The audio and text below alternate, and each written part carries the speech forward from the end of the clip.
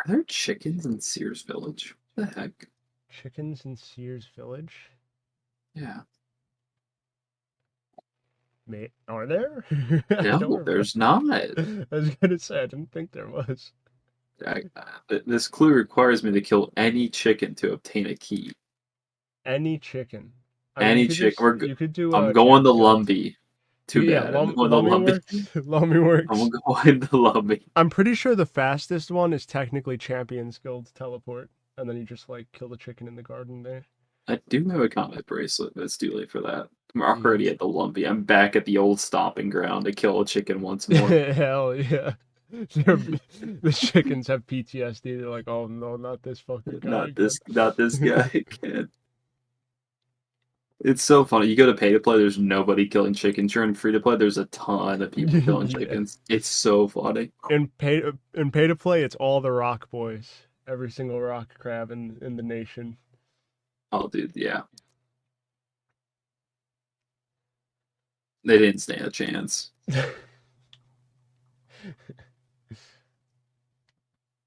Alright, I think I just finished wave 41. So that was a major, a meleeer, and 2 blobs. So now it should be a major and 2 meleeers. If I remember correctly. Okay. Also, let me make sure all my audio is correct. Be chilling. Let's get some music up.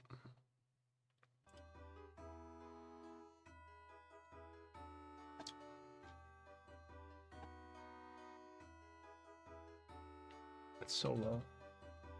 There we go.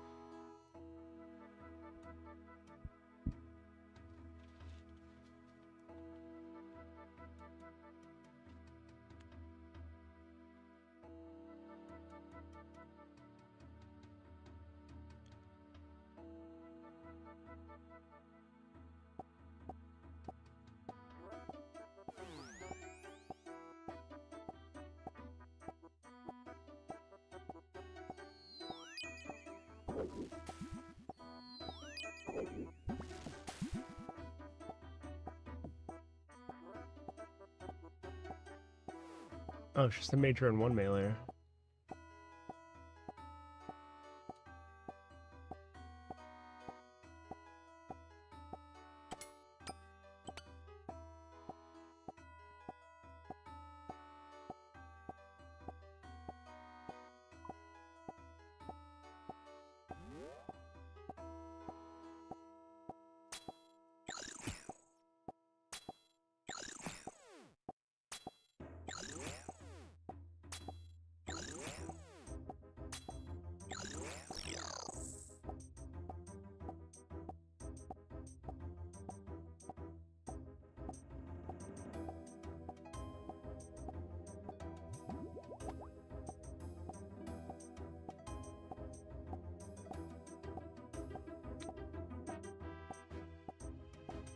Pillars are looking a little sketchy. I mean, they're not too bad, but mildly worried about them.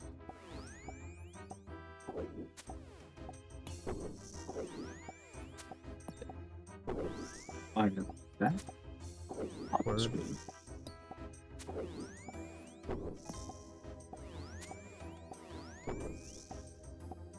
Oh yeah, let me put stream on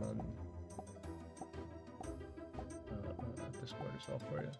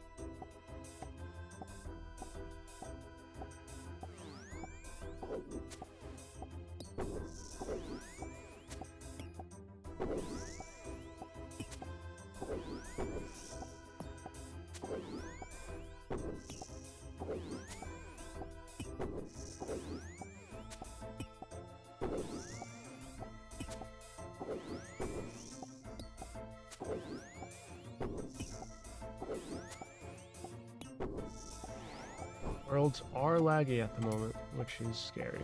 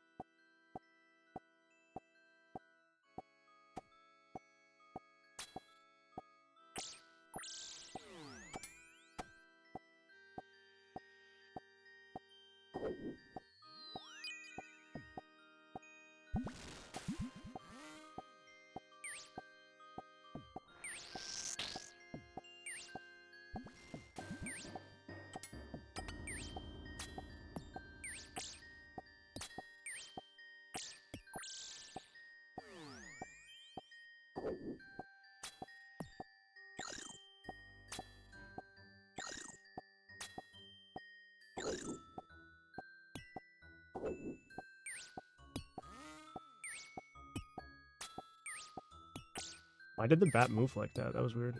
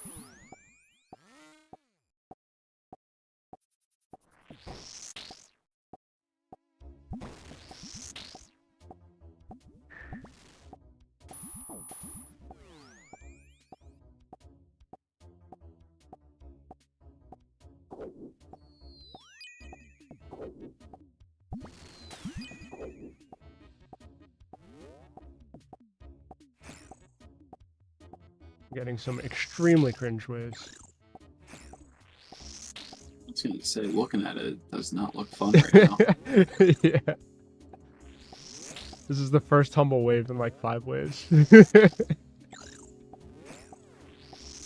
I definitely didn't want to say anything, but I saw you were at like 4 HP, and I was like, oh. Yeah. Not even my fault either. I'm just like, I'm either planking or they're just maxing. And it's like, alright, well. The RNG is not with you for a little Yeah. moment. Hopefully that means my later waves will be better. Trading RNG now for RNG later. Ow.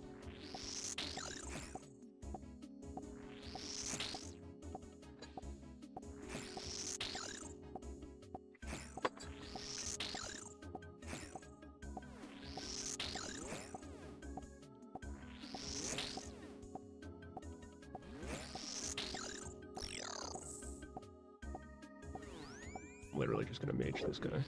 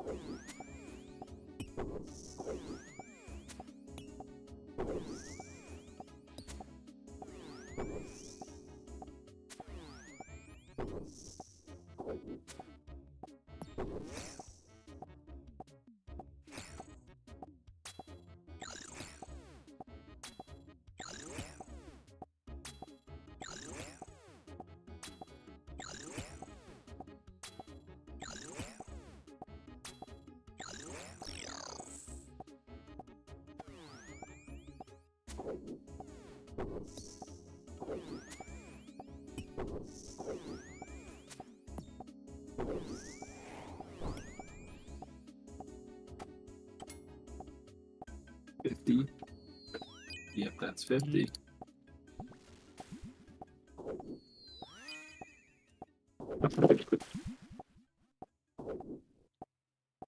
A dog jumped on my bed and got punted off right away.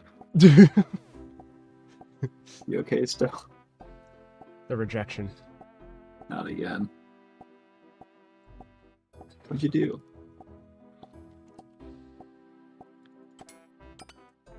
This is how you know dogs feel embarrassment, because like she messed up getting on the bed once and now she just won't get back on. Yeah, she's like, well, that's enough of that. That's enough of that. So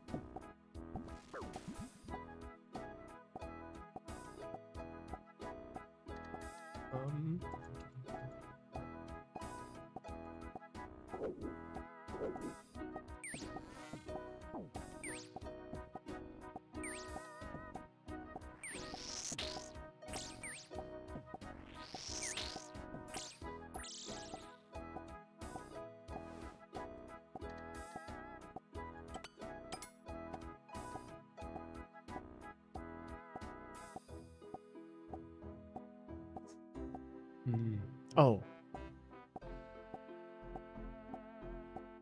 Okay, I know what to do. So I could 2-tick these guys.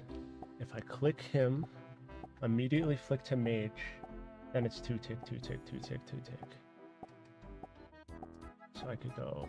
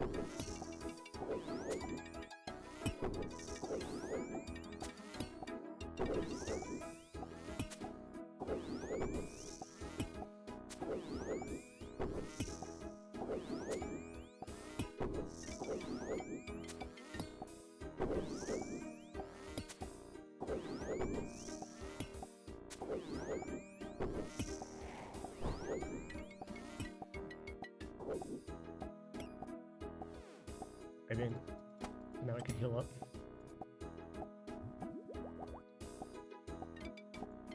The Brewski situation is a little rough. I didn't want to say it.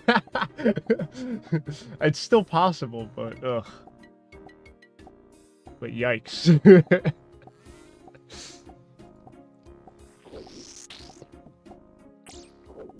If I can make it to Zuck with like 3 brews, I'll be happy.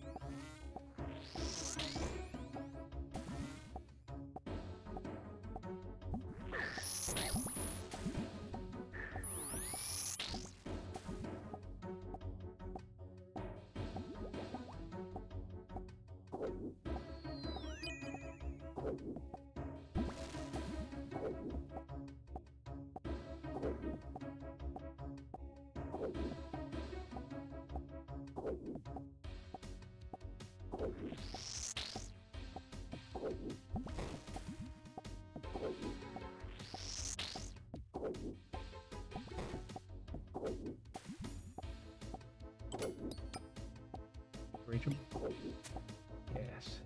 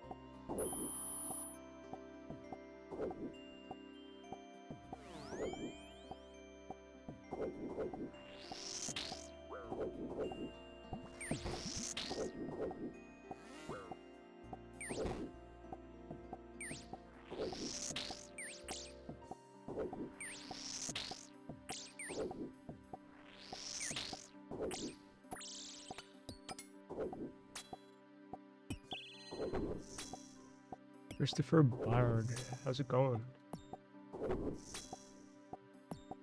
We are on a late wave, and I have no idea what I'm doing right now.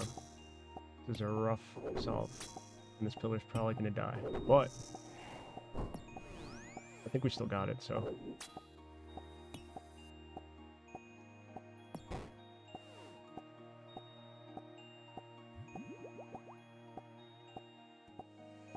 Let's see. Should probably just try and get this major out the way so the ranger doesn't respawn. But I do want to heal.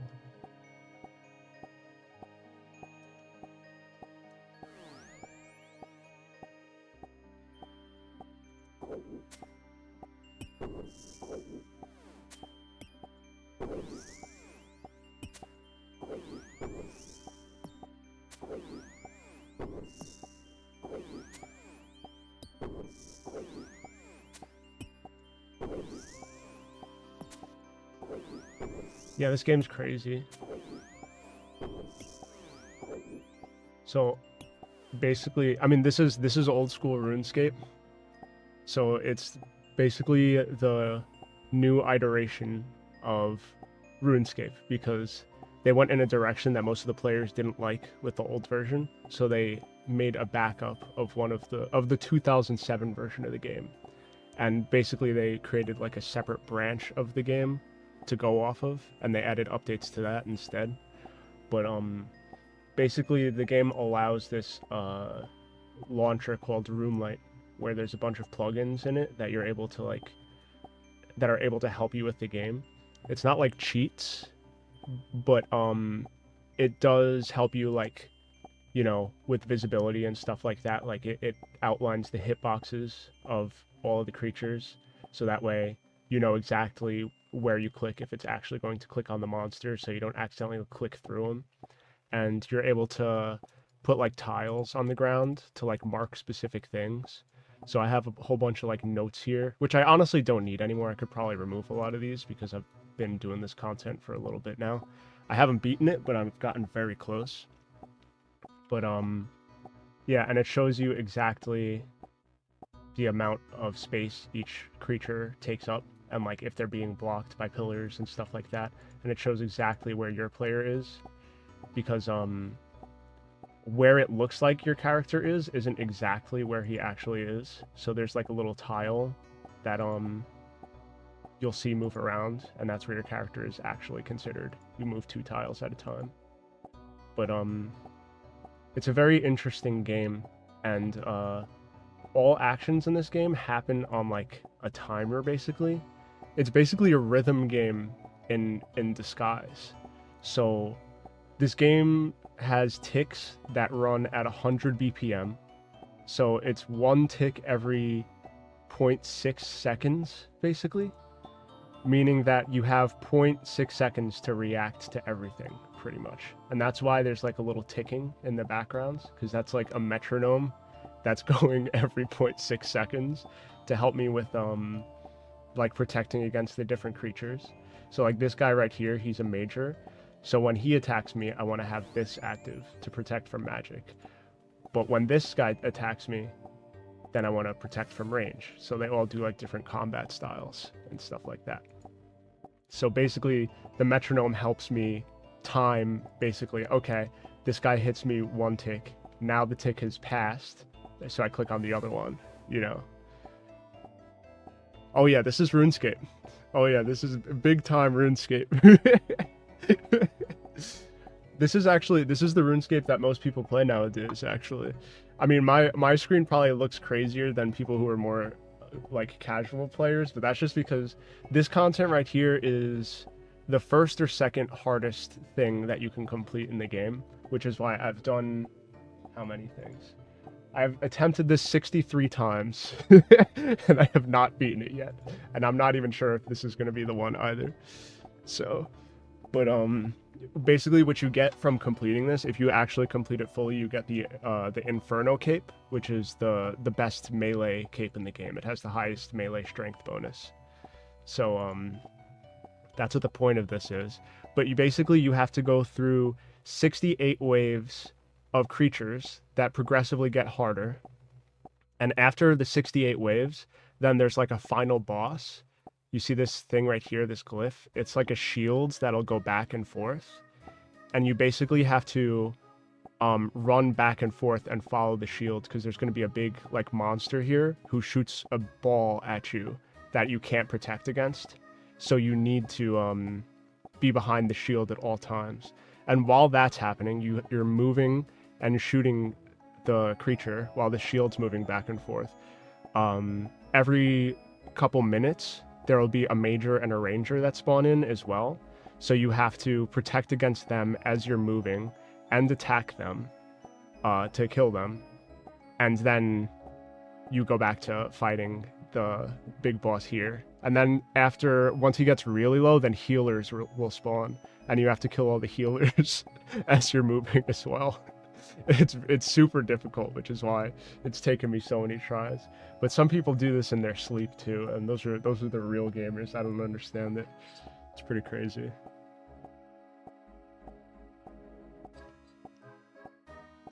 I'm trying. I'm trying to game, dude.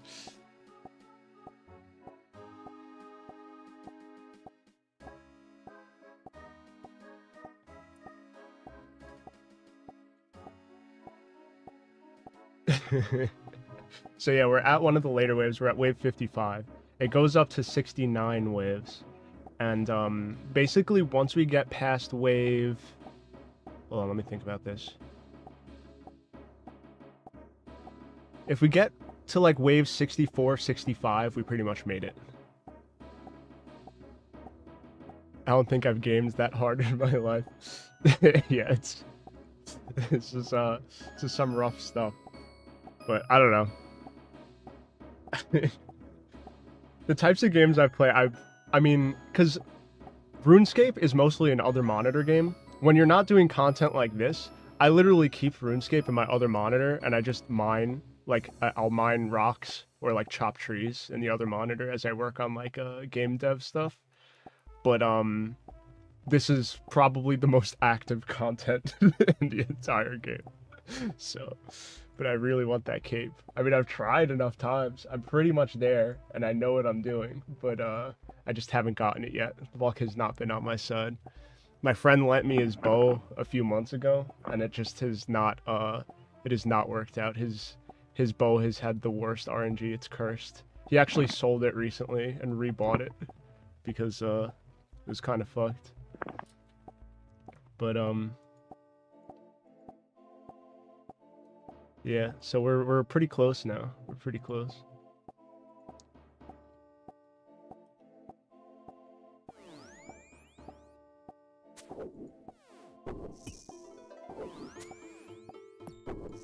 And this major can respawn other enemies as well that you've already defeated. So ideally you'd want to kill them first, but this wave didn't let me do that.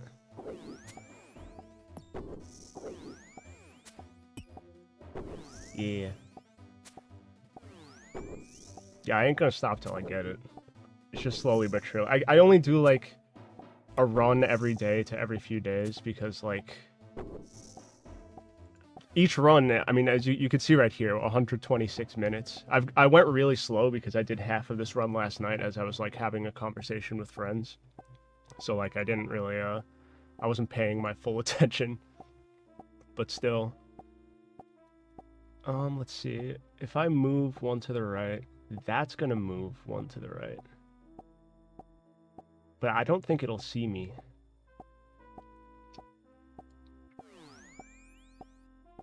What I'm gonna do, I'm gonna go way back here. There we go.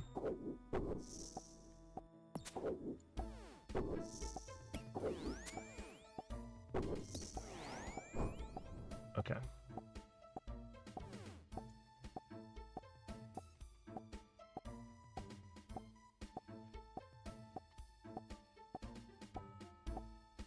So are you developing your own RuneScape game now? No, I'm in the middle of developing a platformer game called Leg Day, which is going to be like a speedrunning platformer game, and like kind of like a not quite an old school aesthetic, but like something between the PS1 and like GameCube-ish type graphics. I feel like they have some sort of charm to them, which I enjoy. So I've been messing with different like ways of getting that aesthetic in Unreal Engine, and it's been going pretty good. Once I finish this run, whether I die or I beat it, I'm going to be doing some Unreal Engine 5 stuff. So I'll be able to show you what I'm working on. Let's see.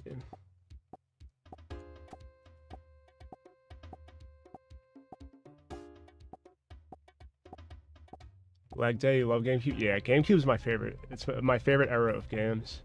I just feel like all of the devs back at that point, they had like big brains when it came to unique like gameplay ideas. Right now I feel like everyone's so focused on graphics that the actual ideas of like gameplay mechanics, gameplay loops and stuff are taking like a sidestep. Everyone's just going for graphics and making the best battle royale or the best whatever, and not enough creativity like back then. So I want to make some shit that like people will remember in like years and be like, oh, remember that shit? That shit was fire.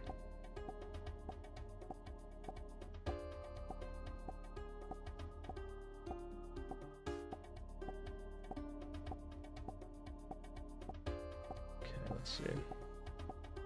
Can I attack him from here?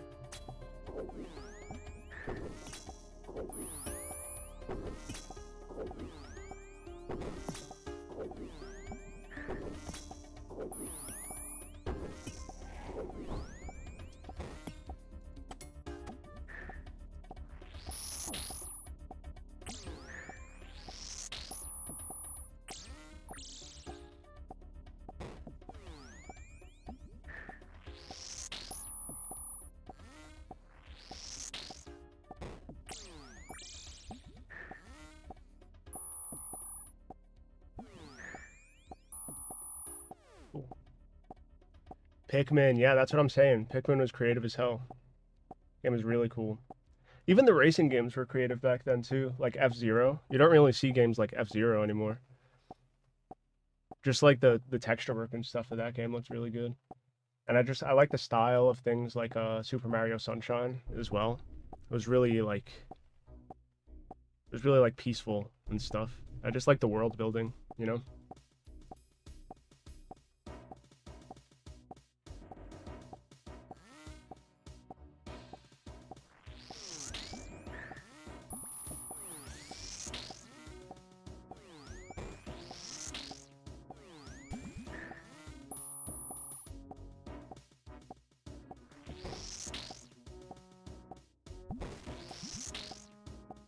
I think this next one might be a hard wave. So this might be the end. I hope not, but... Oh, we're chilling.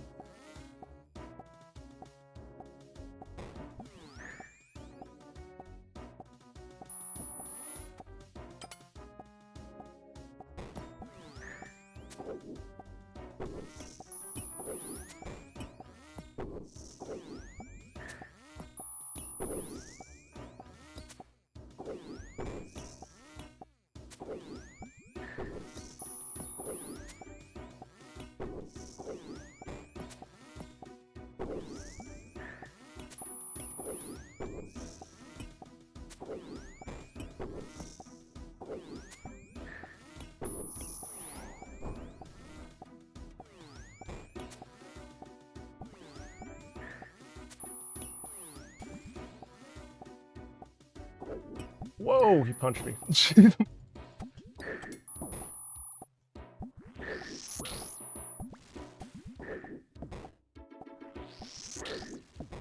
We're chilling. The dude with the giant red head, that's Jalzil. He's the ranger, so he could range me from like across the map pretty much. And he hits really high.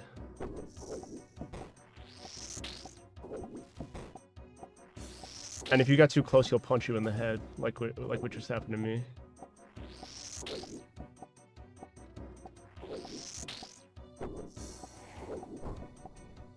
But we made it through a very hard wave.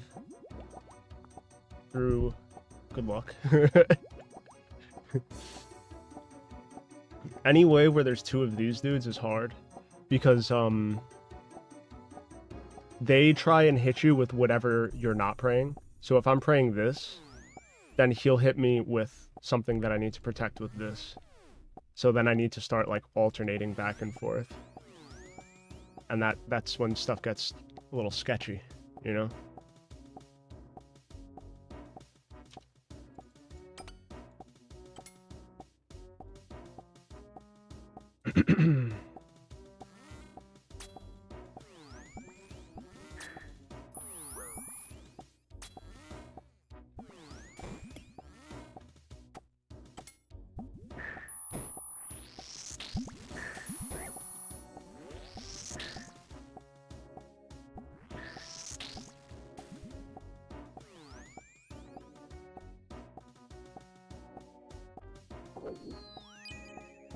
Perfect.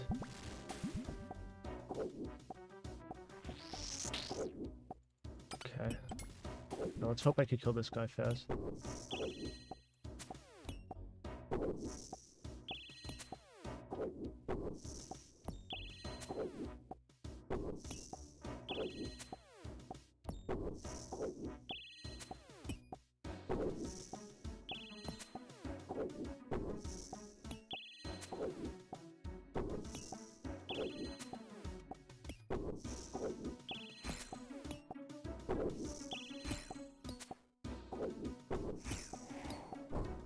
Nice. Premium luck right now.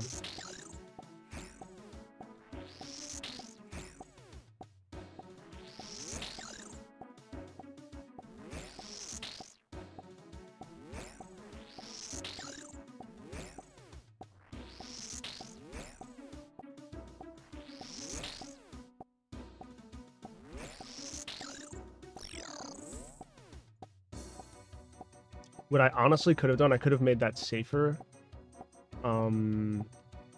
If I ran around the corner here and prayed ranged, then I could have blocked the meleeer when he dug by moving over here and then praying mage against this guy. So I gotta think about that for the next waves.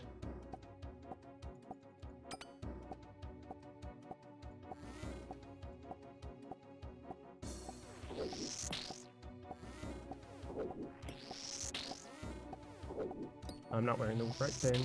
There we go.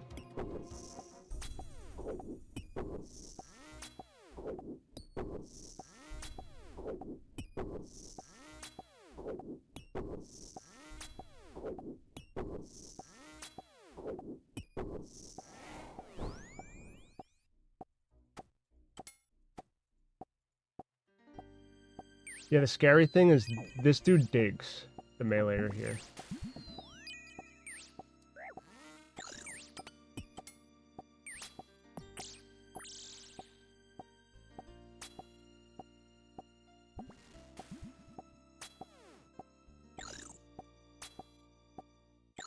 So after a while, even though I froze him, he can dig and come right next to me. And that's where things get scary, because I could have a perfectly blocked wave, and then he digs right next to me, and then I get destroyed. The only reason I didn't get destroyed was because I was focusing the major here last wave, and the meleeer was attacking me, but I just got lucky, and he didn't hit me very hard.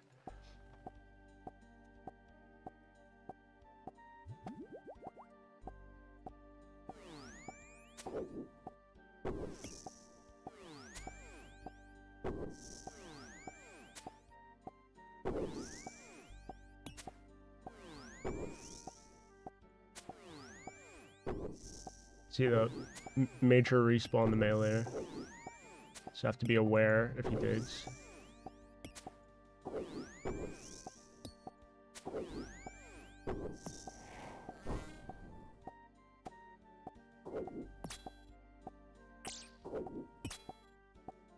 He'll probably dig in a second.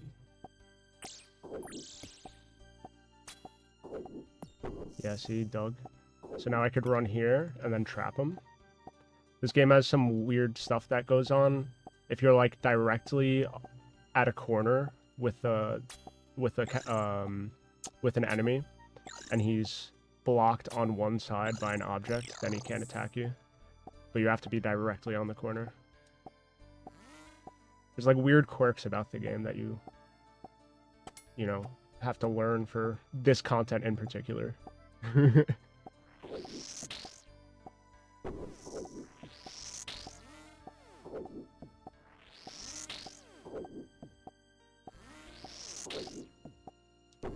Yeah, it's pretty cool. I really like this game. I mean, I've been playing it for literally almost 2 decades now, so...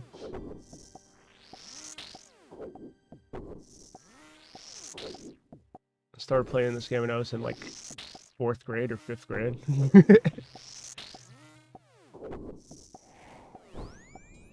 Alright, let's see. We're getting towards the crazy waves now.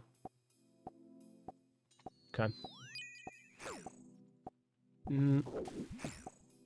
Okay. Whoa, okay. Oh,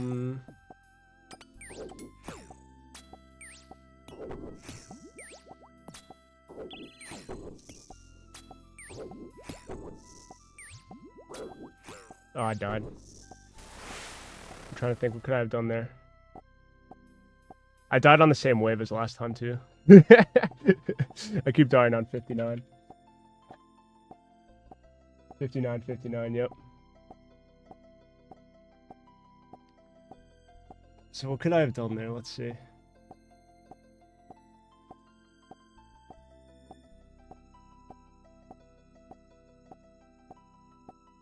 Maybe I should have prayed against the meleeer, I mean, the ranger instead of the meleeer. Why does it say full screen is unavailable? I'm literally in full screen. Hold on. I'm going to swap monitors so you can see what I'm doing.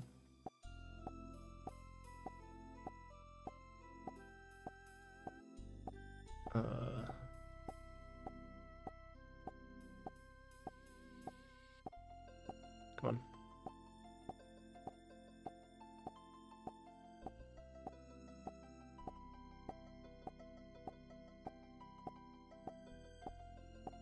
Why am I lagging?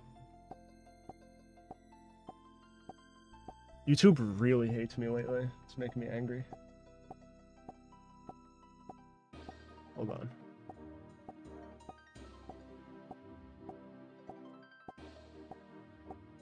Okay.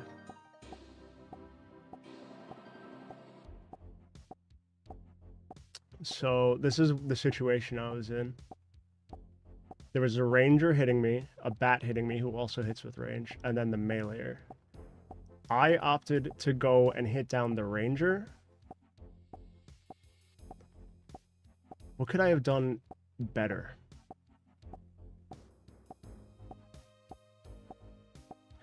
Honestly, you know what I could have done? I could have just ran here. If I ran here, I probably would have been safe. It would have just been 2 bats on me. And then this guy would have been blocked on the edge here, and I could have hit him down. I think I just panicked because everything spawned so close to me. Dude, YouTube is freaking out.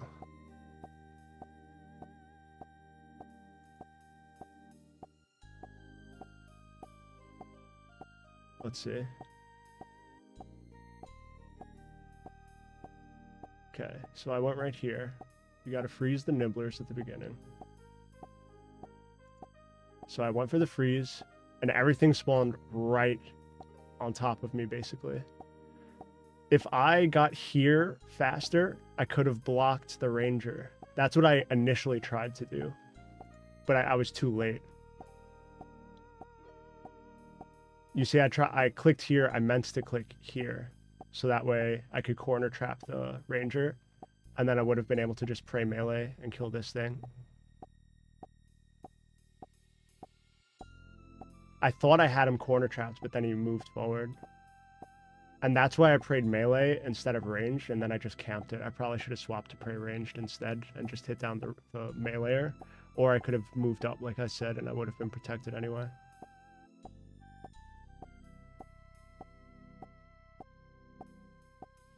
I was kind of low on brews anyway. But, worth a shot. I'll get it next time.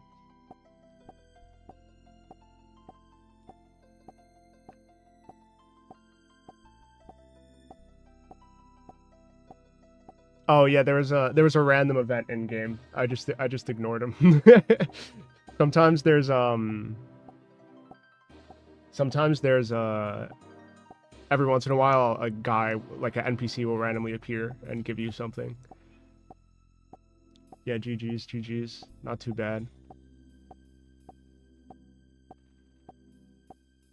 Yeah, I only had 3.5 brews, which is like my food.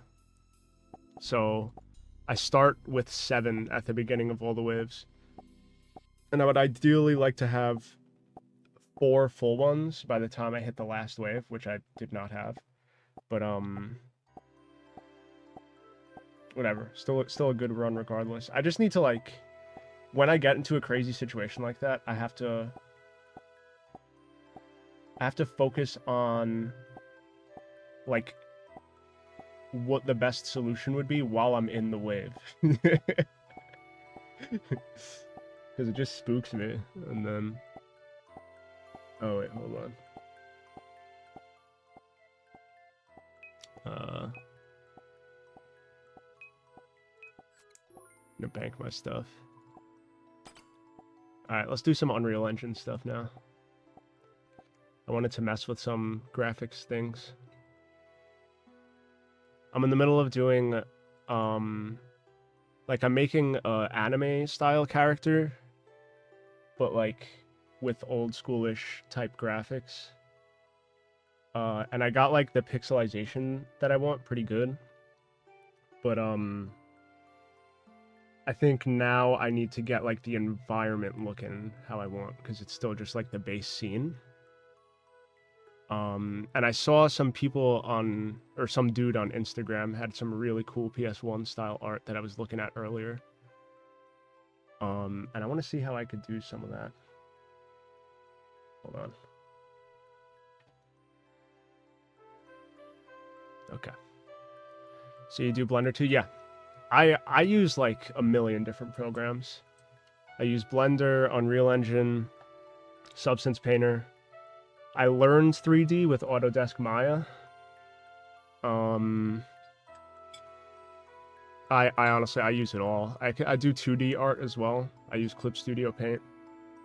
I know how to use all the Adobe programs, but I don't really like Adobe, so I've opted to use like open source or free alternatives for the most part.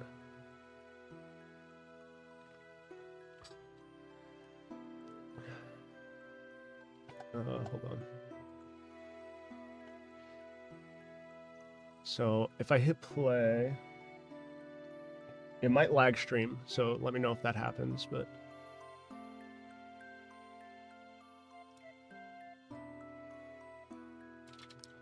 I have like this pixelization going, which looks pretty good with this style of texture.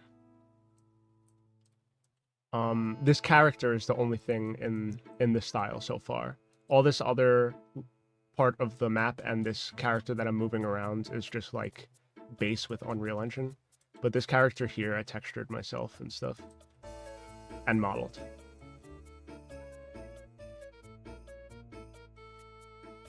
So are you one of those guys who bought Substance Painter back when it was on Steam? I initially bought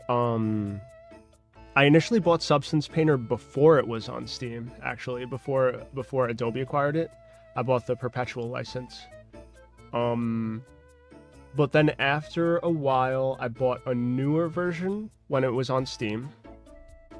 And then like a year or two ago, I bought another perpetual license for Substance Painter because the older one stopped working. And when I bought the new one, it worked fine. So I'm like, all right, whatever. But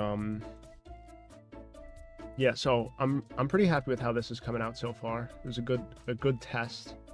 I have more facial expressions that I exported that I could put onto the character, and then it'll have it'll have the option so that way I'm basically, this is going to be like for an animation. I know this is a game engine, but like I'm just like testing out art style and stuff for the game that I actually want to create. So yeah, it's going to be an animation. So basically what I could do is at certain frames in the animation, I can have like a flag that like changes a variable that'll change like the facial expression of the character. I wasn't aware there were perm licenses available still. I won't ask how much. Yeah, on Steam, I mean, unless they changed it, which I wouldn't doubt it. Adobe's pretty scummy with stuff like that. But yeah, you can get the perpetual license on Steam. I wonder if they have a new one. Let me check.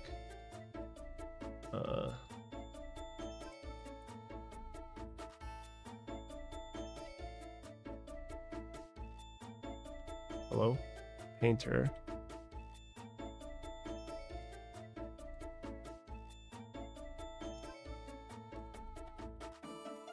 Substance 3D Painter. They upped the price of it. I could see that. Interesting. Mixed reviews. Adobe bad, software good. I feel that. I feel that 100%. But yeah, that's what I've been using. I'm using the 2020, I want to say 2022 version. And I'll only upgrade like when stuff stops working. I'm not paying every single year. It's pointless for what I'm doing.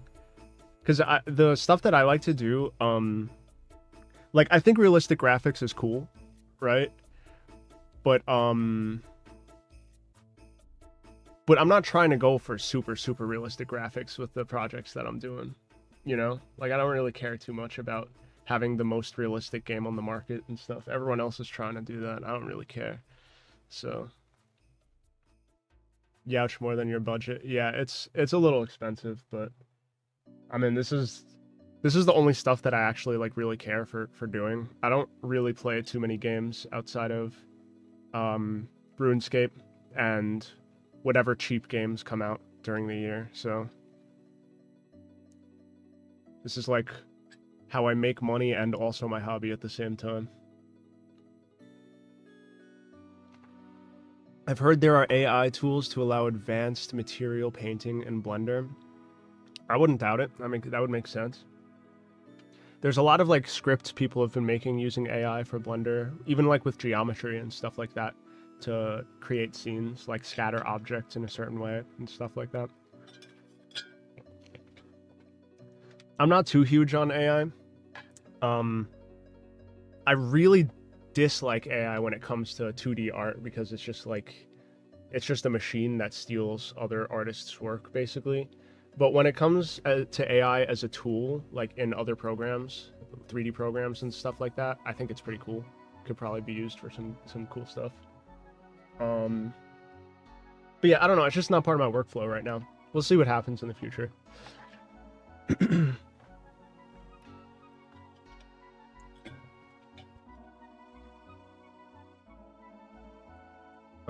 Okay. So I'm gonna delete some stuff that we have here because I do not need it.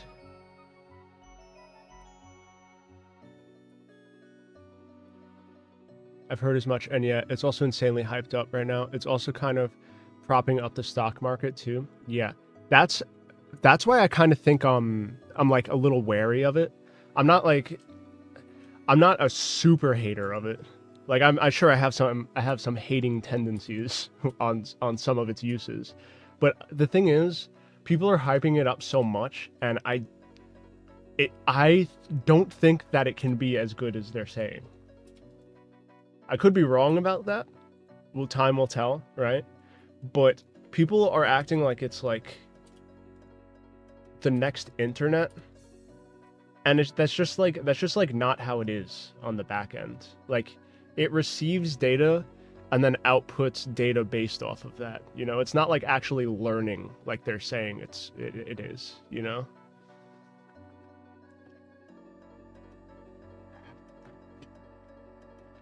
It's not like a learning computer, it's not Skynet. You know what I'm saying?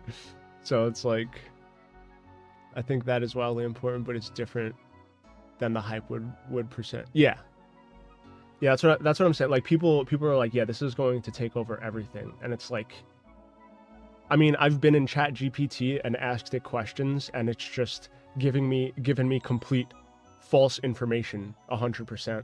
Like a history question. And then it just spouts some information that doesn't even exist. And I'm like, that's kind of scary. So I'm just kind of like wary. I don't think it's as panic inducing as everyone makes it out to seem. Like, some people are way too doomer about it on the other end, where they're like, this is the end. AI is gonna fucking kill everyone's jobs and their families too. And I'm like, I don't think so. I think it's just like another thing.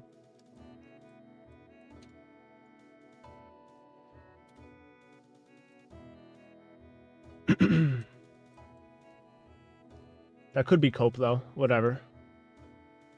Everyone will have their own opinion on that.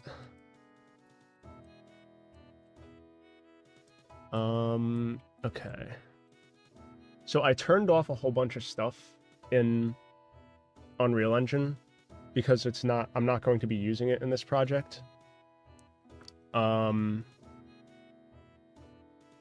like there's nanite, which is like, it's used for when you have like billions of polygons on an object. It'll be able to like render it and like not lag your computer completely out.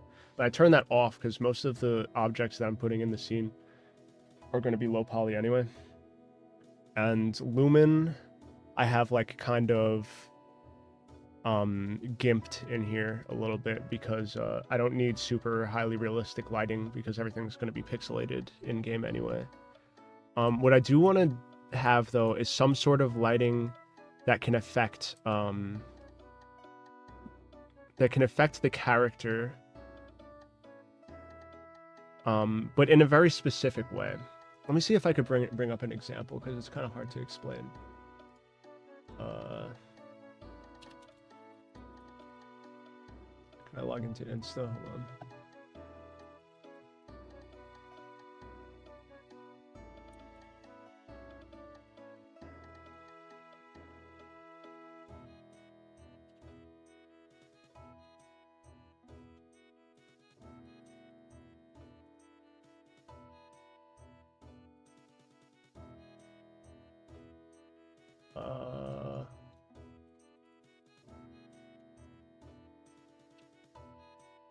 I don't know my Insta password. Hold on 1 second.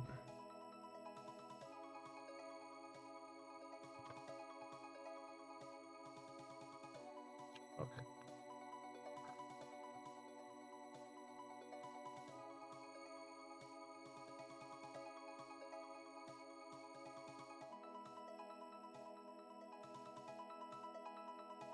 Bro, everything is lagging right now. My computer's not bad, but I think YouTube just hates me and is lagging my whole computer.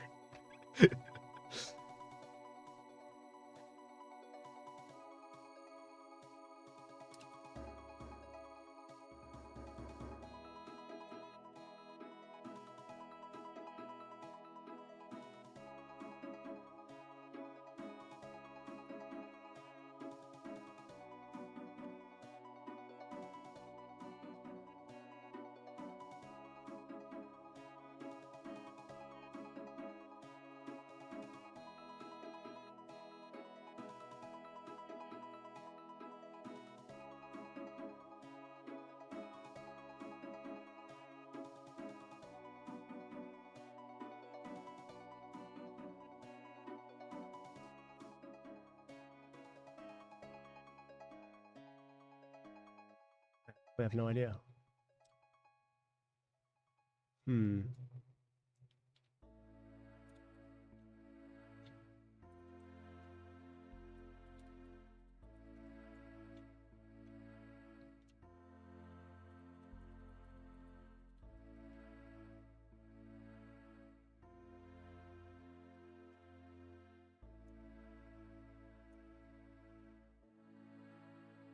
That's so weird.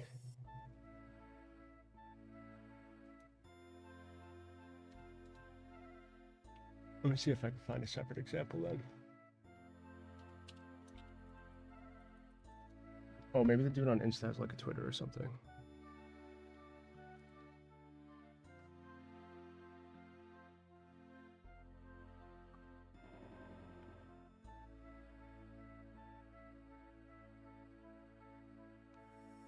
Oh, he has a TikTok. Okay, that's better.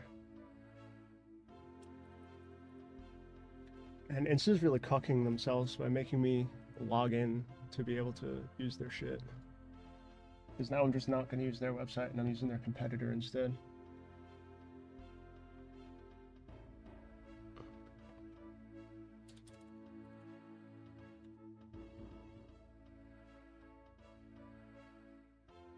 Okay. Let me show you.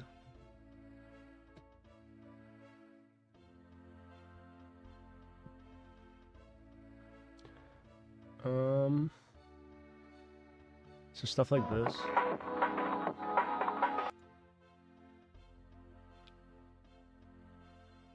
So I think this looks really cool. They're doing something a little bit different than what I'm doing. They have like imprecision and like 3D space here. So like you can see the plane is like kind of shifting because it's using like purposefully imprecise math, which is kind of cool, but I'm not gonna go that far with the aesthetic. However, there is some kind of lighting going on, even with this aesthetic, that looks kind of cool. I don't know if it's baked or not, though. Like, I don't know if it's embedded in the texture. But you could see, like, the light inside, it creates a shadow here, where this pillar is, and underneath this sign. And underneath the table, there's some shadow as well. Let's see what else they got.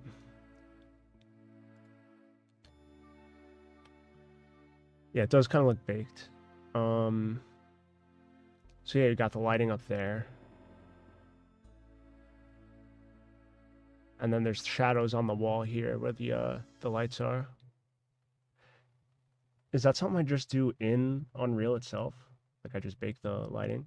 I haven't like done stuff without real-time lighting in a while. So I'm probably gonna have to look into it a little bit. Last time I used bake lighting was in like college.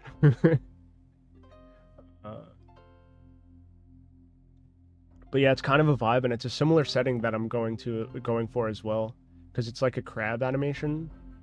So I would kind of like it to be sort of a Chinesey, Japanesey aesthetic with like some water and maybe like a cityscape in the background or something like that. So something like simple though. I don't want to like overscope myself for a simple little animation. Think you could do it in Blender with nodes? Okay.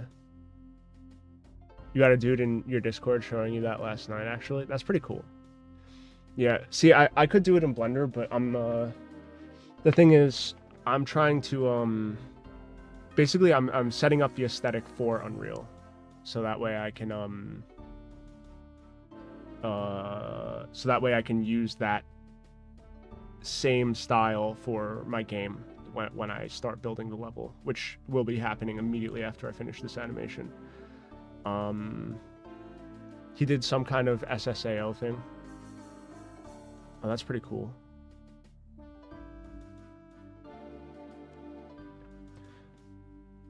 But yeah, that's pretty cool. Let's see, what else this guy got? Like, this is pretty cool. I kind of like this idea of the city in the background, right? And I'm gonna have to do a train at some point as well. This looks pretty cool, but the character's also going to be able to go inside the train, so mine might have to be a little bit different. However, looking at this, I think I can make the train a lot simpler than I was initially going to. I could probably just make it like rounded cubes and then just like a rectangle entrance and then the rest texture work. The jumpy style makes it look chaotic. Yeah, right? Like it's clipping right through the railing and stuff like that. I think that's pretty cool.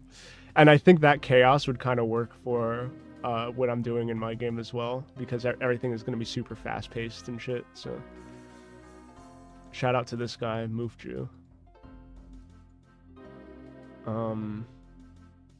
See, this guy, he's using some crazy stuff where it's like the mesh is like morphing on like those fish that appear and like his face. Like that is like a Blender thing. And I don't want that actually. But what else do we got? There's one other guy who makes some cool things. He does like rotating enchiladas in PS1 style and shit like that. Hold on.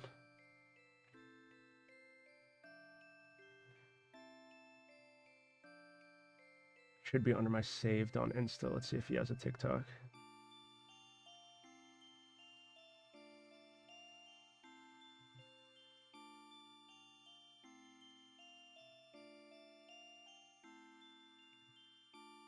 Yeah, this guy. Vice Strella. Let's see.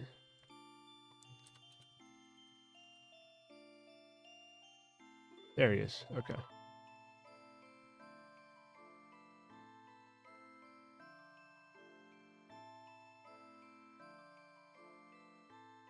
Yeah, this guy has cool stuff as well.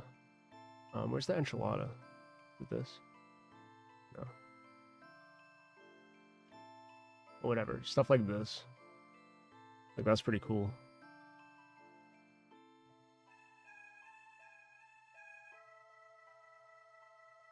He has a little bit of the wobble here too. But I don't know if that's animated. That almost looks animated, which is kind of crazy. Unless I'm tripping, but...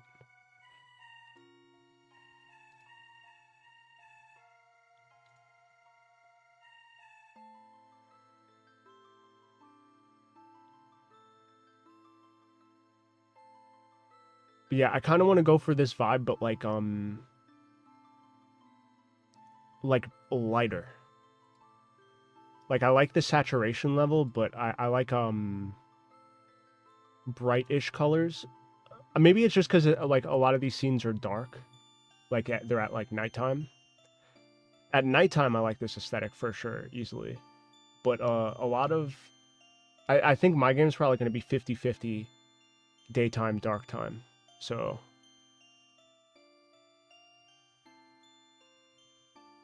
it's just like the way people remember PSX. Yeah.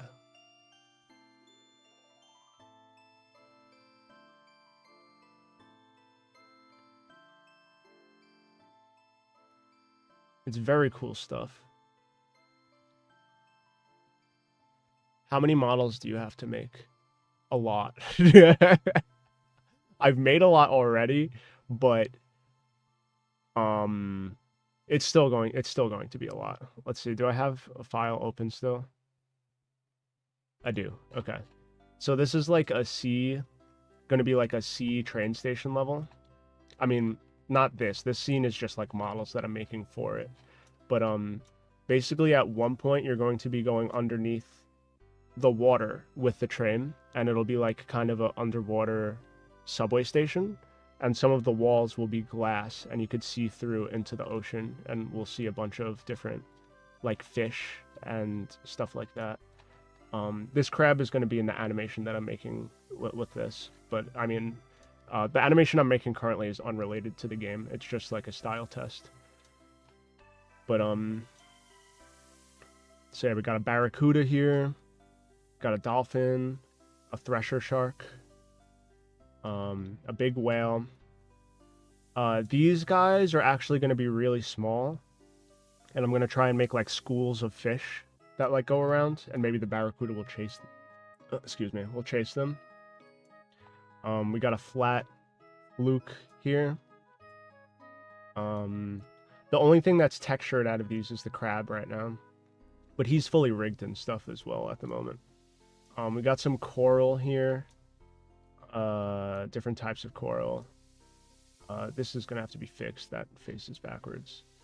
We have some kelp here. I'm gonna rig and animate this, or maybe do some shape keys, one or the other. Got a buoy. Are these all weight painted already? The crab is, well, the crab didn't require weight painting actually, because each piece is separate. But everything else is gonna have to be weight painted. But I'm not too worried about it, because it's not like super precise like limbs that have to bend at a specific angle here. Like they can kind of just like slightly bend a little bit. But weight painting is easily my least favorite part of the entire 3D process. So I would like it to be as easy as possible. I think it'll be all right though. I'm not too worried about it in this instance. And this is just sea creatures for the first level. So I still have to do houses. I have to do rocks. I have to do the subway station itself, the train, some railroads. So initially what I was going to do, this looks great. Thank you. I appreciate that. Initially what I was going to do was have a whole bunch of different levels per world. So I would have each world have its own aesthetic, and then I was going to have 7 levels in each world. But I think that would have overscoped myself. So then I was thinking, what if I make it an open world where each level goes into the next one? So that way I'm not making specific individual levels, and like I could just keep everything in one scene. But again, I still think that would have overscoped me. So what I'm doing instead is kind of more of a Mario 64 / Super Mario Sunshine type level design, where it's like you have these separate worlds, but it's all one level that you could do different things on, depending on where you're at in the game. So that's kind of what I stuck with, because I think that won't overscope me. I can use the same level for multiple different challenges instead. And that's kind of what I'm gonna go with. But yeah, so this is pretty good so far. I'm happy with it. I just need to work out how I'm gonna do this aesthetic. I really like it, and I have kind of what I want, but like it's flat, but at the same time it's like lit. You know, it blends. It's not harsh pixels the entire way, right? So what I'm thinking is I just texture in Substance, bring it into Unreal, and then I think the pixelization should just do its job.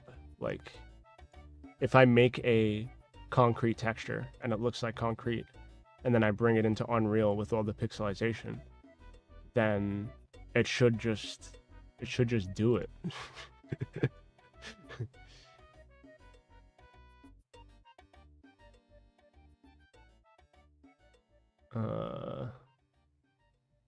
See, I like this. You could see some of the windows are lit here, and then the ones that aren't lit are a lot darker. But it all, like, all of these pixels blend in. Like, they blend with each other. It's not like harsh lines throughout the entire thing. So I think maybe they use a different type of filtering for environment textures. Because I was using nearest neighbor, which means it's like the color of the pixel is the exact color that it's closest to, instead of like trying to blend between two with like aliasing and stuff like that. It's gonna work, dude. Yeah.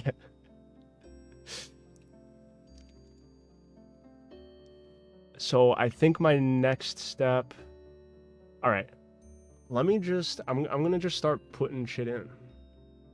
That advanced Gaussian blur. That's true. That is true.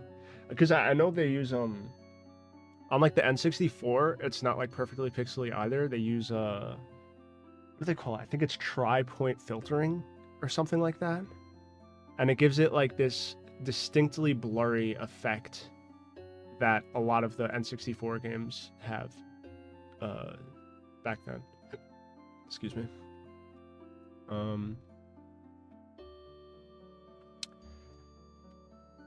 Yeah, I like how this character looks.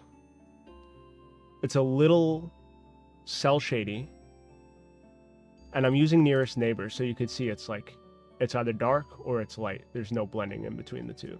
But this is also an anime styled character. So what I think I'm going to do, I'm going to keep the character like this, right? But then the environment, I'm going to make like that other dude was doing, and have like different blurs and lighting and stuff like that. And if I can have some lighting affect this character as well, and like slightly change the color in some way, then I think that would be cool. But just having the Unreal real-time lighting affect the lighting of the character makes it look super weird. I could show that real quick actually, because it's very strange. So right now I have it as unlit completely. If I have it default lit and I put it in base color, ignore the eyes and the mouth because they're separate textures, but like if I hit play,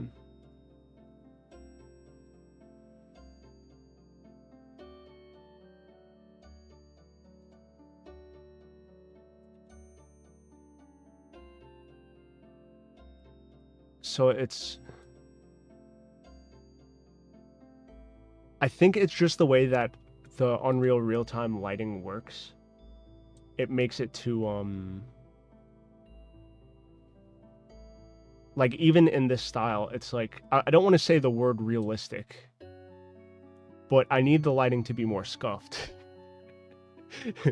Is basically my thing. Hold on, let's see. There's one more thing I can test out, actually. Ignore the face. The face and the mouth are a separate texture, so they're just going to still be unlit. So if I go fully rough, there should be a check. Yeah. Okay.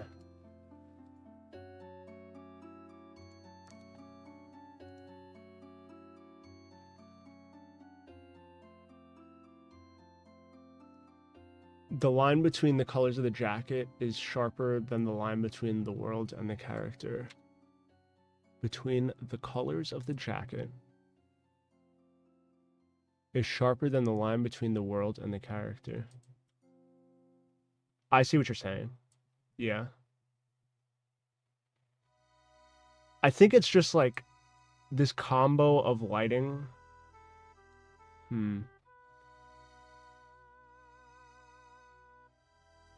I think maybe the skylight is just a bad idea.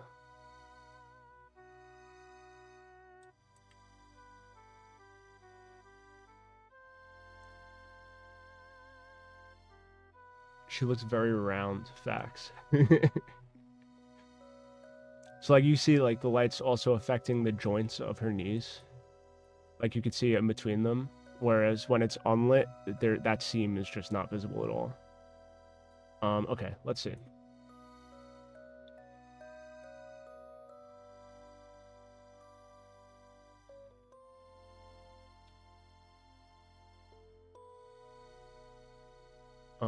Okay. If I take this and I delete it, now it's dark. If I add set a point light.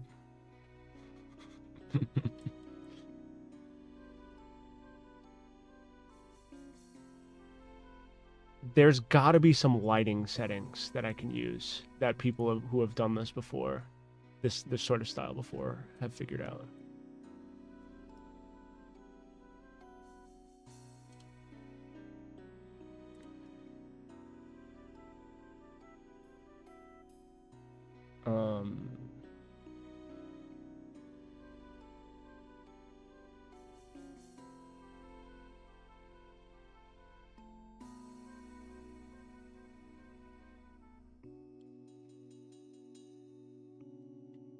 GL finding that. I mean, there's a lot of resources out there, so I'll probably figure something out.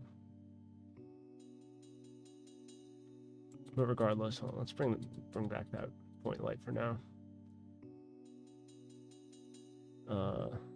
Let's go back to unlit. I'll figure that out later.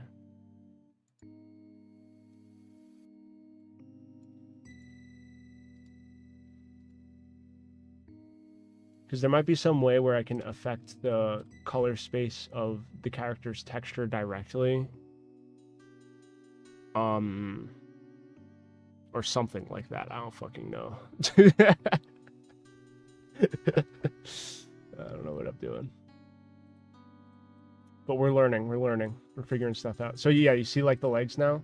There's no seam on the back of the knees, even though they're two separate objects. So...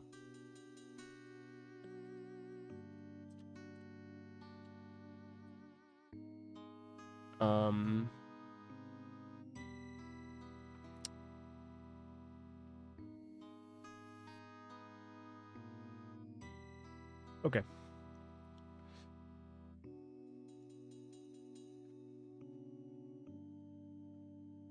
Let me use my brain for a minute here and just think.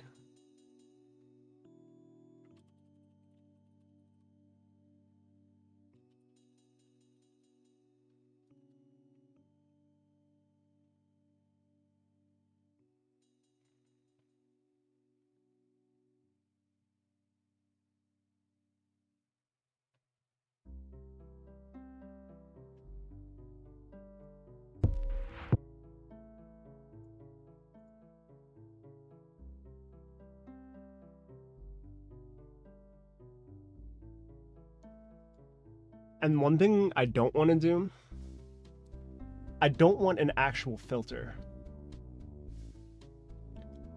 A lot of times with this type of style, like a PS1 style, they'll put like a CRT filter or something like that. At most, what I'll do is some sort of dithering in like the shadows or something like that, or in like certain areas.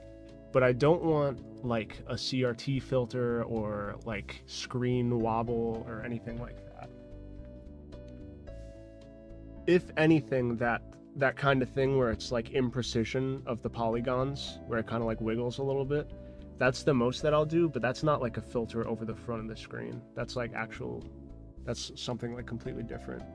But even then, I don't know if I want to 100% do that.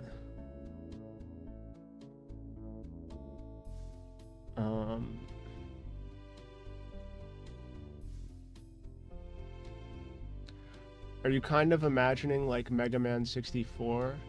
Yeah, like Mega Man Legends, pretty much. Something in between. How can I explain this? I like the Mega Man Legends style of like anime character, like this, right?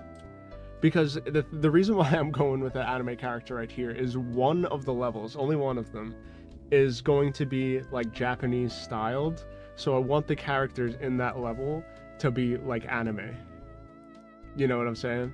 So that's the style that I'm going off of for the anime characters, is like Mega Man Legends.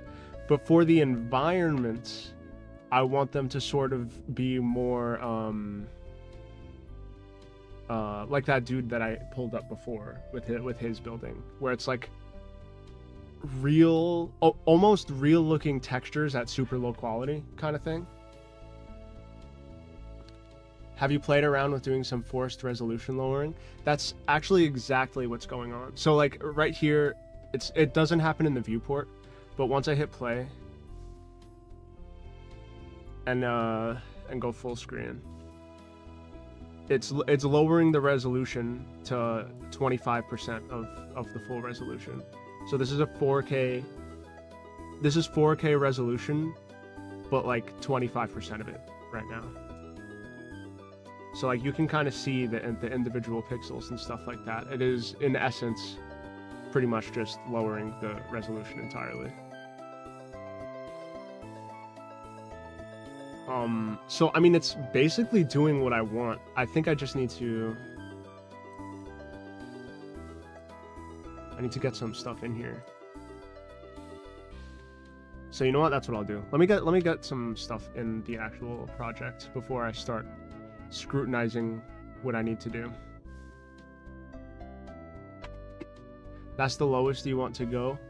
I think so. Well, basically, it's 25% of 4K just because I'm using a 4K monitor. If someone's using a 1080p resolution, then it'll be 25% of their 1080p, pretty much. So it'll be 25% of whatever resolution the end user is using. You ain't distracting me. Honestly, your questions are actually like helping me work out in my head what I'm even doing in the first place. So it's not a big deal. Don't worry about it. I like talking to people in chat and stuff. Don't worry about it.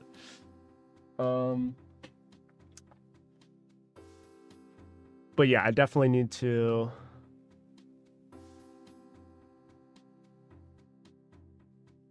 Dope, glad to be of assistance. Hell yeah, dude. Hell yeah. So yeah, I definitely need to add some geometry and stuff. I have a lot of stuff modeled already, so I might just add some buildings and shit.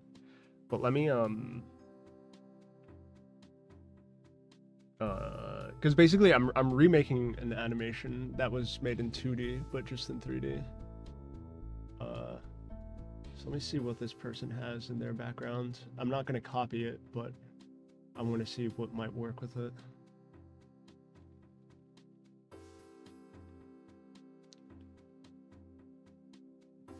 So maybe I could do like a little beach thing.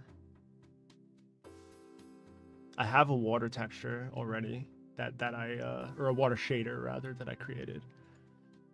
So I could test that out, see what it looks like in the low res.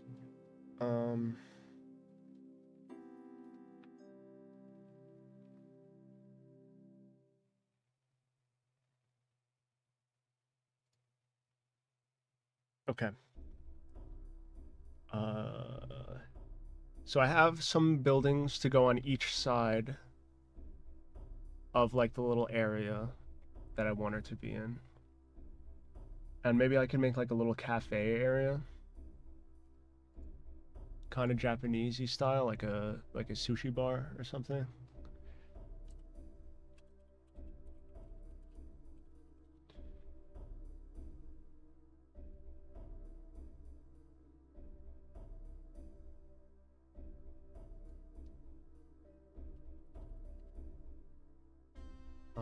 I'll probably have to model this, but I think it'll be useful regardless.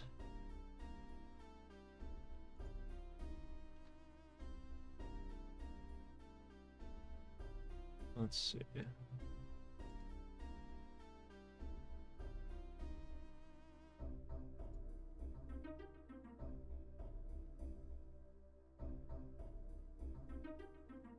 I'm just looking up reference images right now. Uno momento.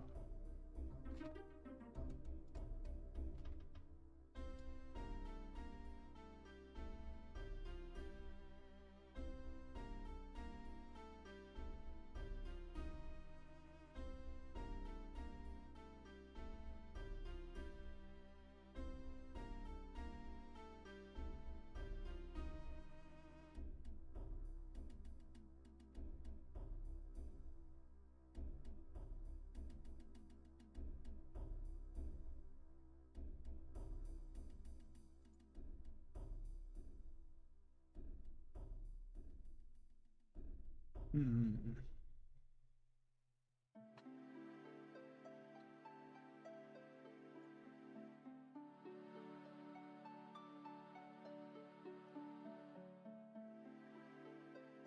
Okay.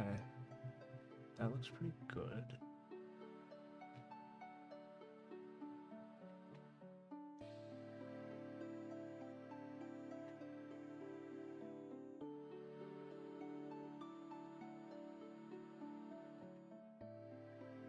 Let me open this in a new tab.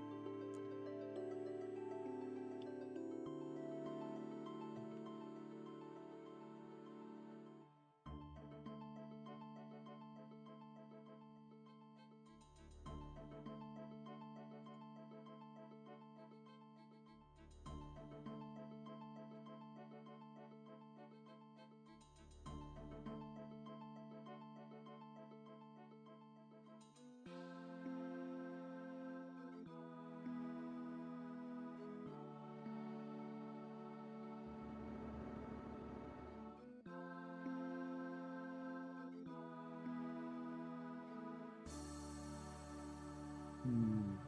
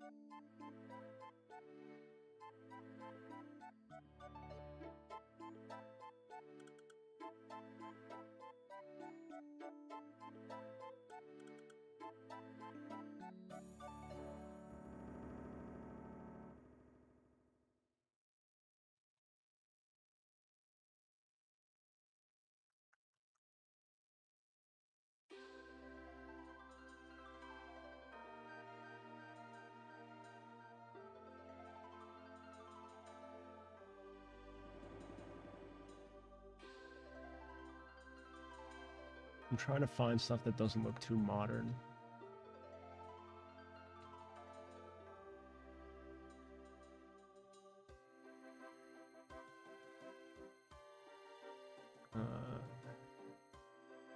Sorry, I'm literally just scrolling through Google Images in the other monitor.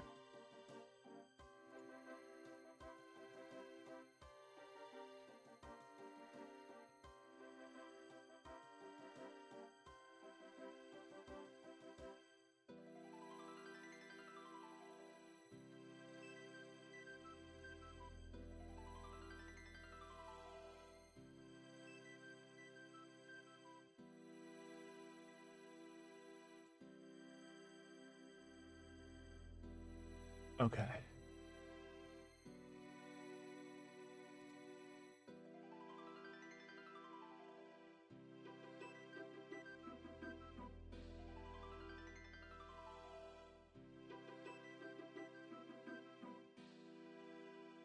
We're getting closer.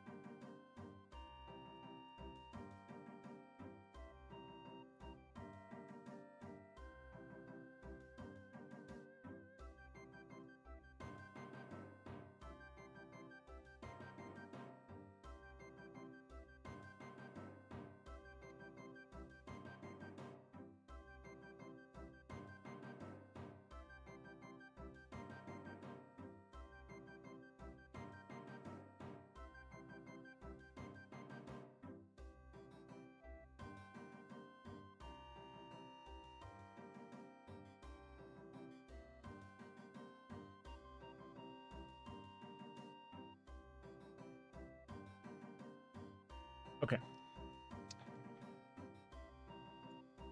Oops.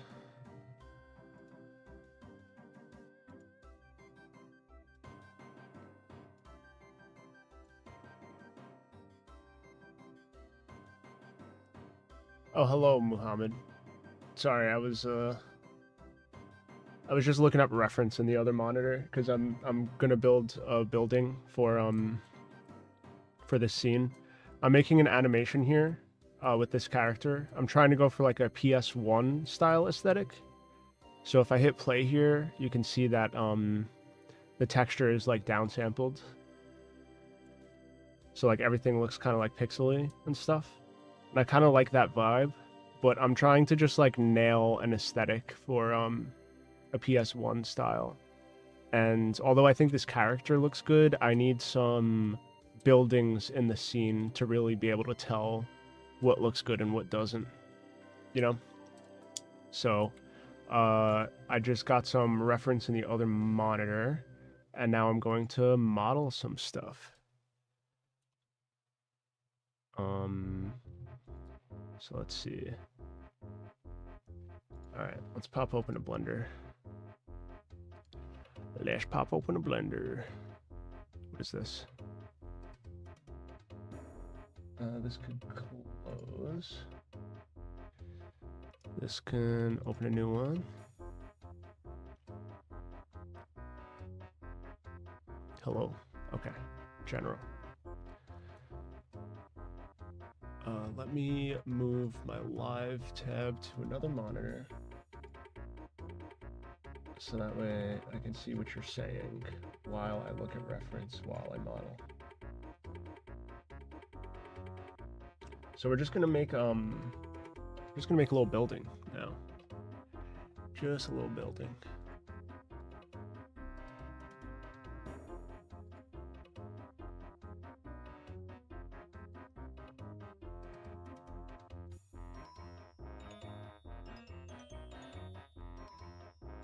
Okay.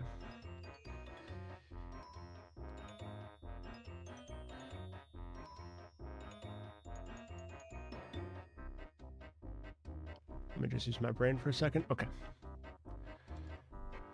Big chillin'.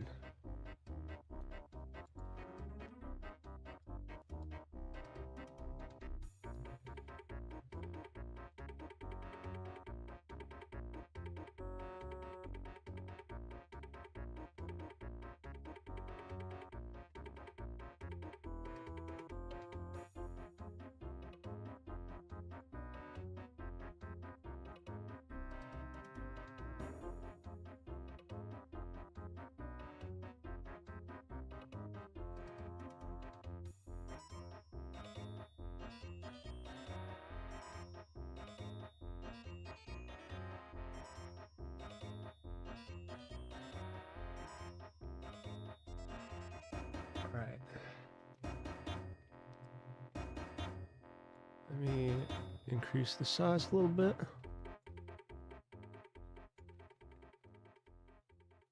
I'm gonna go ahead and start making some loops.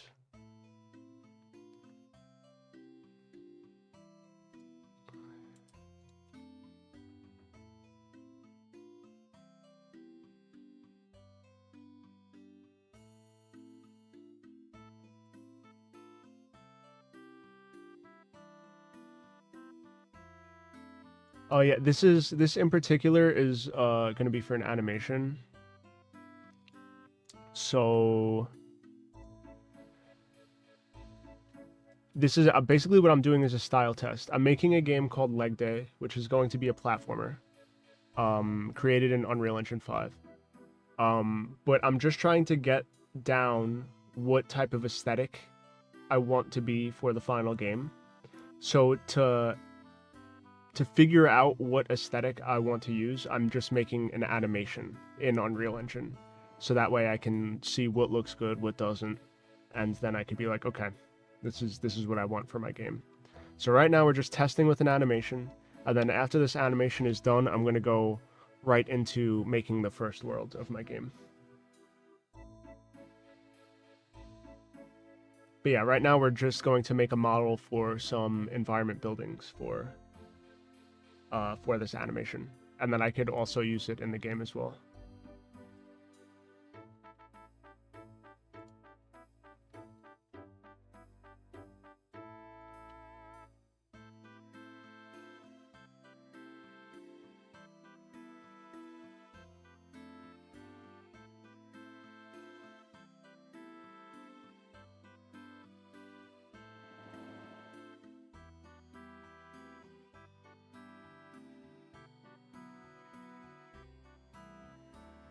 Okay.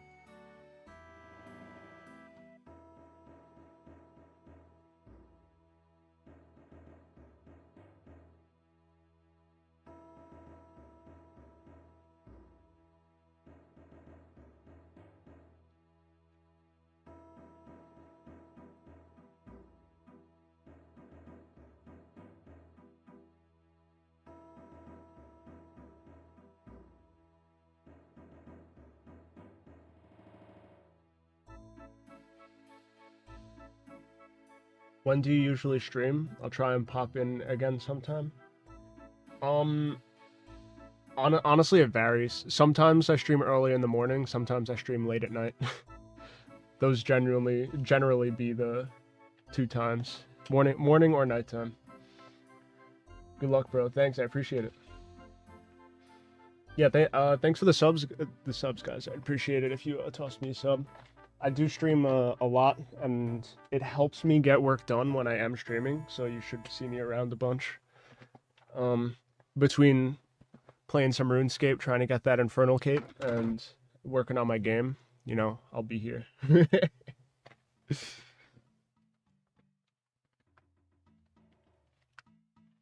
yeah, I appreciate y'all watching. It's going to be some good stuff when it's done too. That both the animation and the game. The game's going to be sick. I can already tell. I had some like play tests for basically the game was initially a game jam project. And I had a couple of levels that I made for it. And it turned out very fun. The people who tested the game in the game jam really enjoyed it. So if I could flesh it out, it's going to be sick.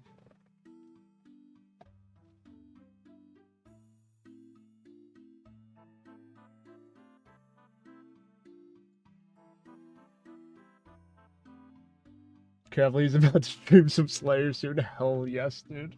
When Slayer comes out in Guilty Gear Strive, you know I'm gonna be on that Guilty Gear grind. It's gonna happen.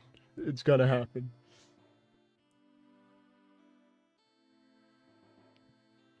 Oh, I forgot I was in Discord too. I was just in like stressful waves.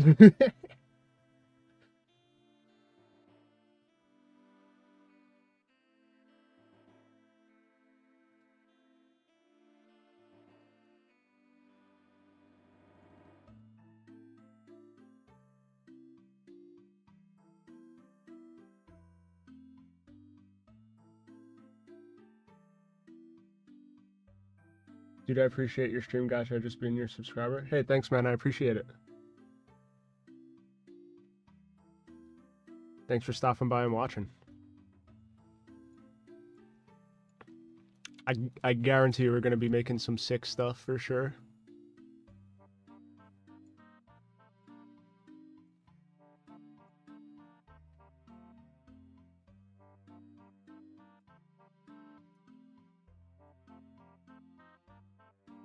Let's see.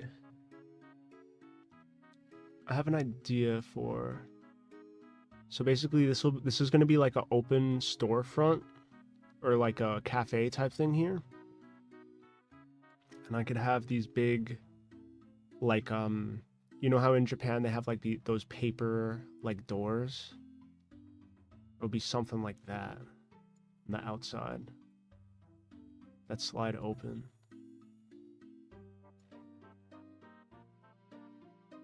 Can't wait for results. Hell yeah, dude. Me too.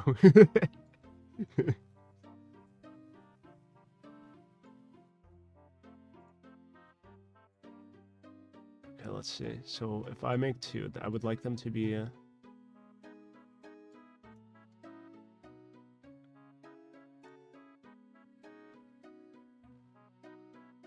oh, actually, I have a better idea.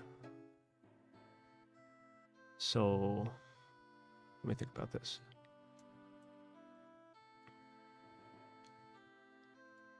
Oops. So we can have one in the middle that stays there.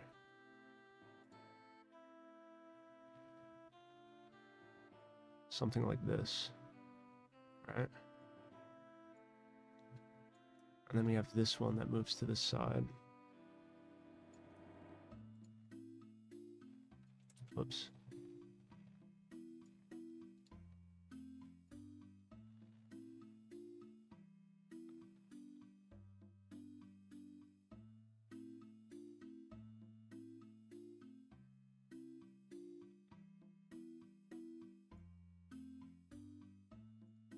And then this one actually could be sized down. So it'll be something like that. And this could move here.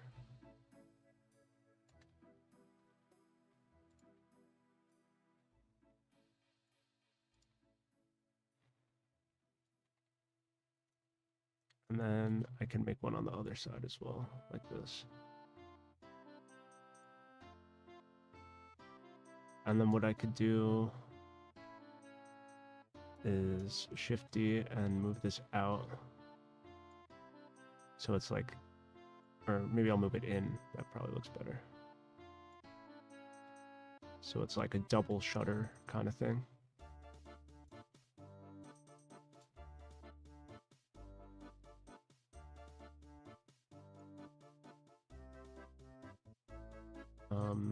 And then what I kind of want to do is, let's see. So I could either make the whole thing wider because I want more space to be seen inside. Oh. Oh, see? I'm thinking with portals now. Whoops.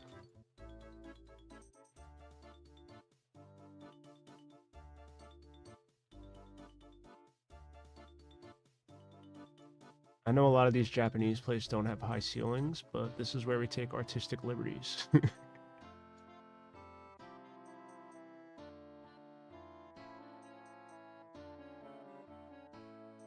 Hello, Vilzio. What's going on? How you doing? You know, I mean, goodbye, bro. I have to do employee stuff. Yeah, all good. I'll wait for your next live stream. All good. Thanks for stopping by.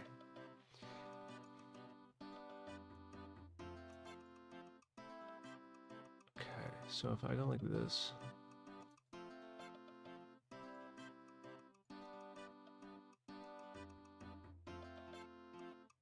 Right. I could bring this out a little bit.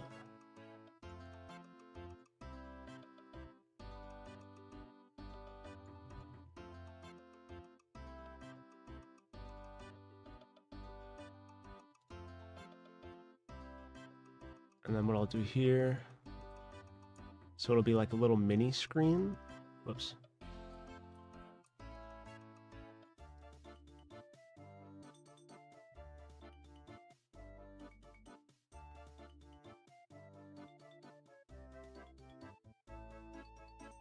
And then what I can do is I can extrude out a little bit.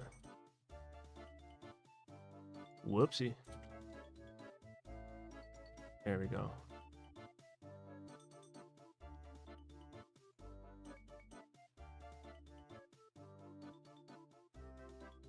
So now the middle part will be kind of like a screen texture, and then these outside pieces will be like wood.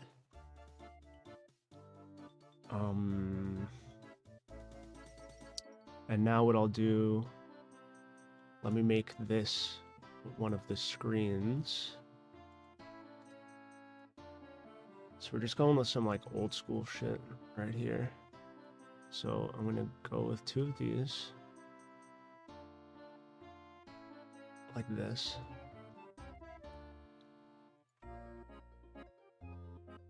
we'll have a bottom. We'll have a top. Right? Okay. And then we have both sides.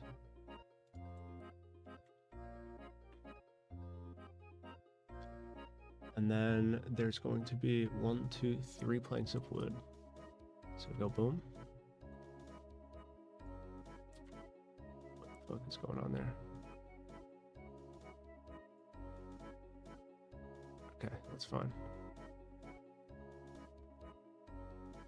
So we go like this. Go like this. And then we go like this. And that's pretty much all we need. So I'm just gonna hide this one for now. Hide this as well. So we can work on this.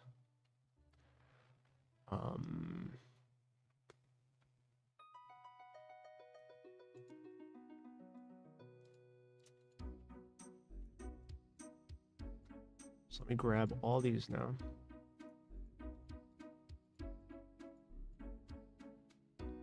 And if I hit E,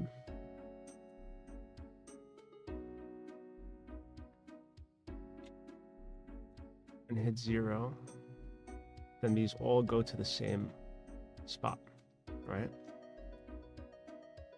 So then what I do is I'm going to select all of these faces because there's technically 2 faces here, right? I'm going to delete them. So now there's only 1 face at the center. Then what we could do, we go in this mode, and we merge all the vertices.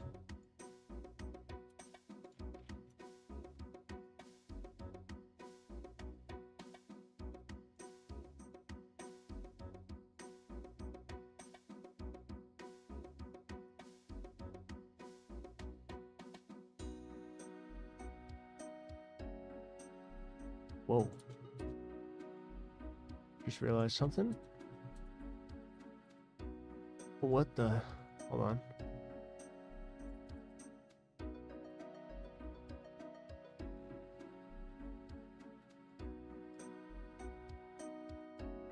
Something is incorrect here.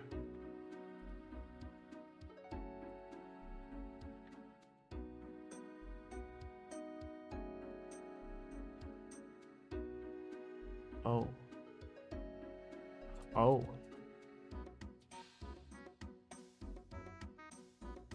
I see what's happening.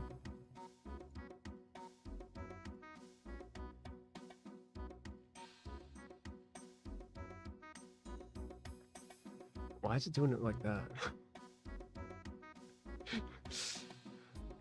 I mean, it's fine though. Hold on. This is all I have to do. Mesh, normals, flip. There we go. Now we can do exactly what I was doing before. At center. This is going to be a little tedious for a second, but it must be done.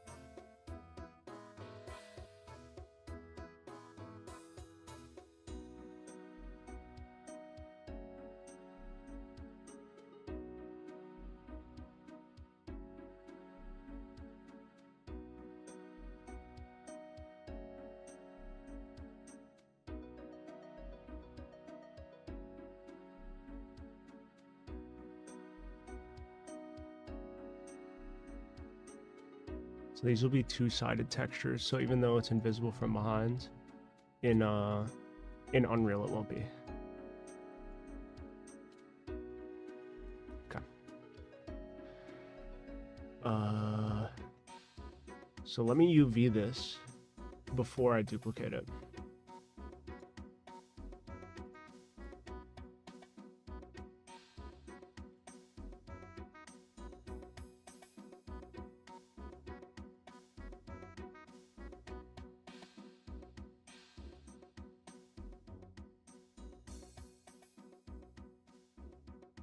There's something wrong with this one. Whoa.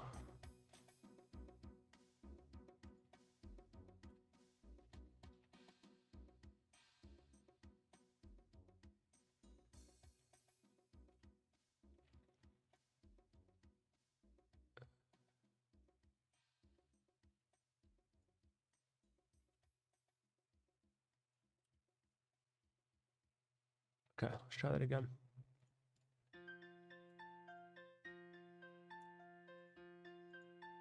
There we go. So we mark seam. And then we do it on the outside as well.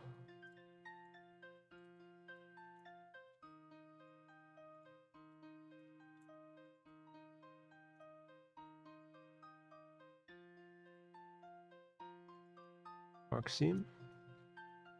Then we get one corner. And then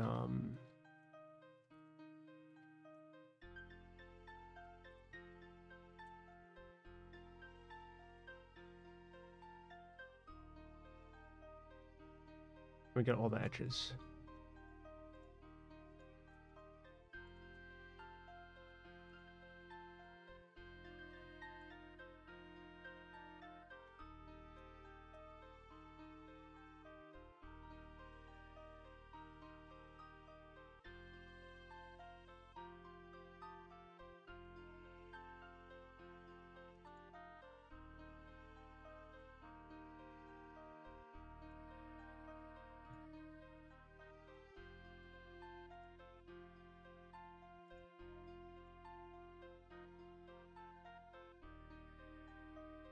Cool.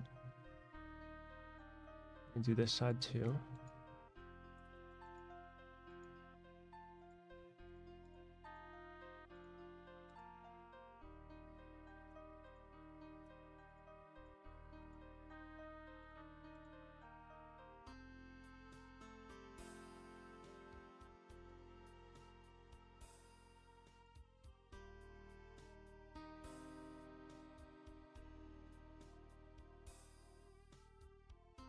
Mark seam, and then go back into this mode, and we have to get one corner of each pane.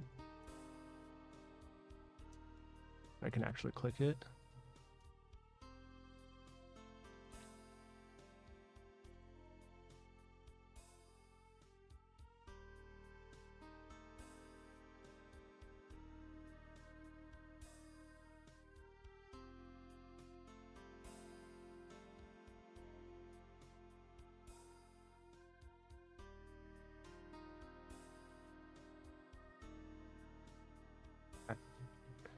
So now if we go into UV editing,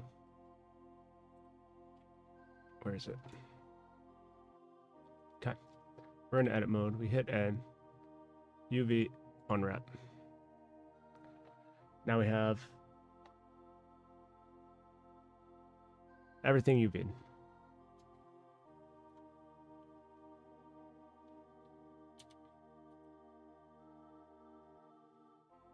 The only thing is I don't know what all these pieces are.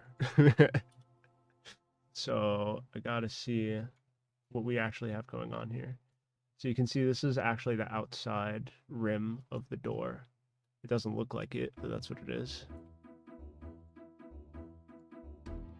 So we're gonna take this. It doesn't actually need to be that large if it's just the rim.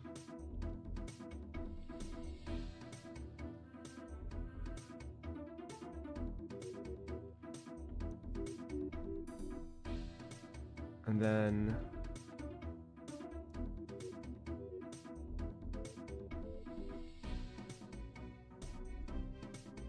all these are the different panes.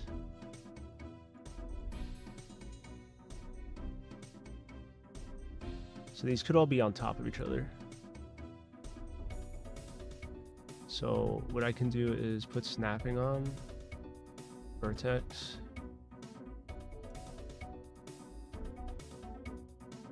and put them on top of each other like this.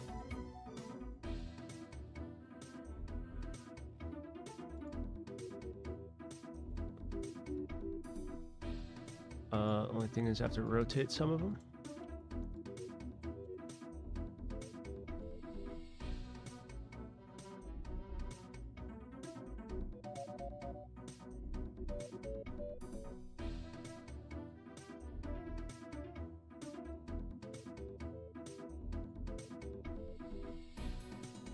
This will mess it up temporarily, but just trying to be fast here.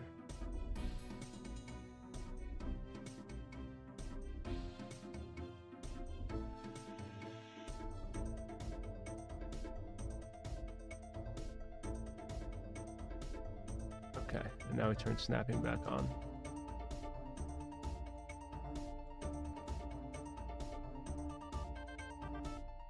Because this is totally the this is like the ring around the window, so it doesn't need to have a separate texture. They're all going to be the same texture. Now the windows is a different story. If I want to like vary it, have one broken, have some writing on it or something like that, then I might want to differentiate that.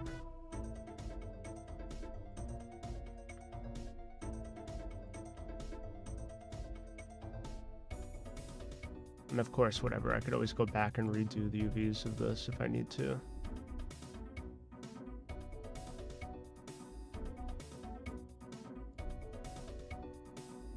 So now what I like to do is I go into scale mode. Select vertice. And then I drag it, hit 0, and that puts them all in the same exact square.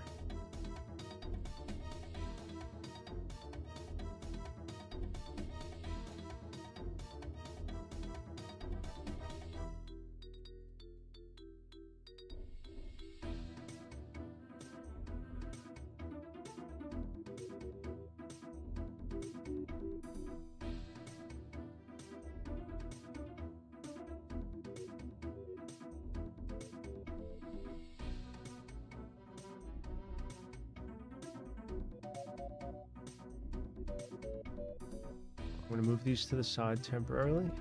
Same with this one. Because I feel like this is probably one of the more important textures. So if I go and I snap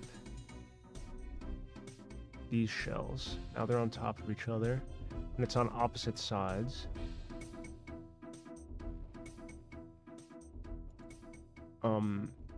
Okay, first before I do that, let me make sure I know what orientation we're in here. Yeah, see, I thought we were facing right side up, but we're not. We're sideways. So what I'm going to do here, select that, rotate it 90. And now I can do this.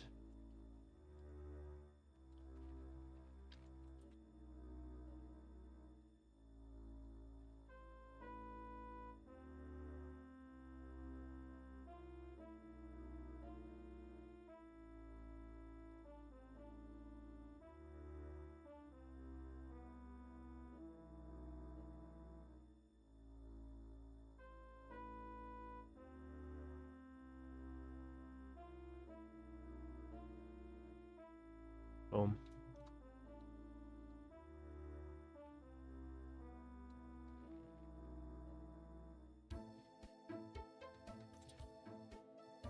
Okay, so here's what I'm actually going to do here. I know I said I didn't want these windows on top of each other, but temporarily, that's exactly what I'm going to do.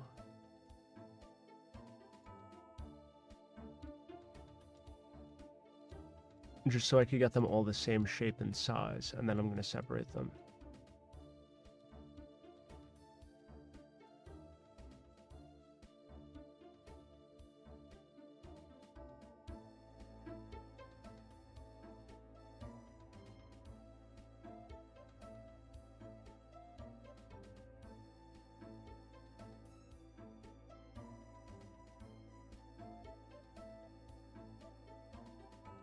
Okay.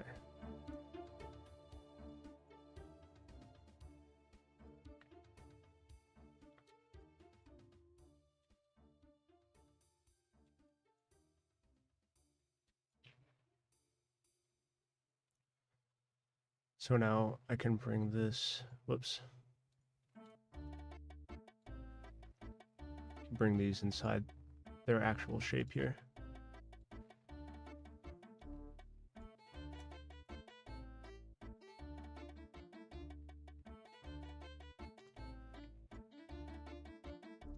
I'm not going to bring them fully out because sometimes the textures, like if I have this texture brown and this texture like yellow or something, sometimes the brown will leak over into the yellow if I use too low of a resolution on the actual texture. So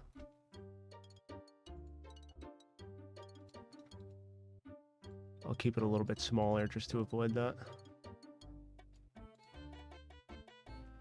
Sometimes it happens anyway, so whatever.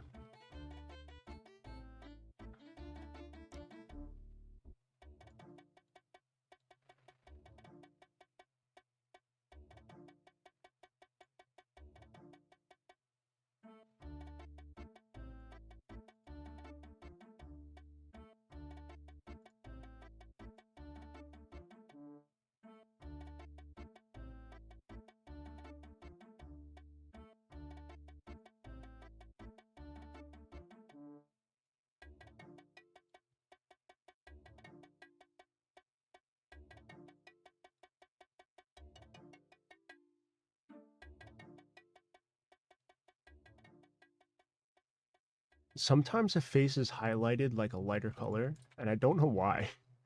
It just does that sometimes.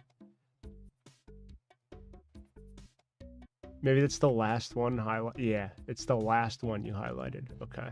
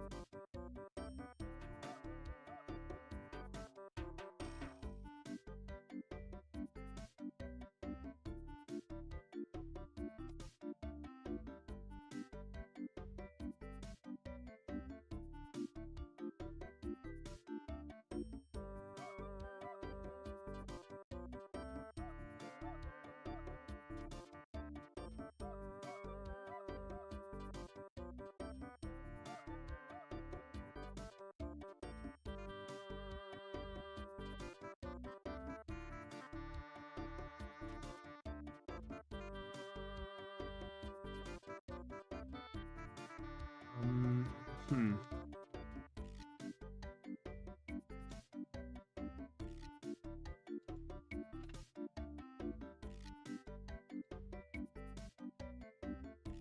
I know I just UV'd it, but hold on. Might want to make a slight adjustment and edit the UVs.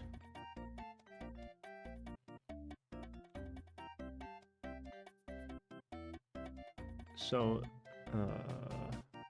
okay.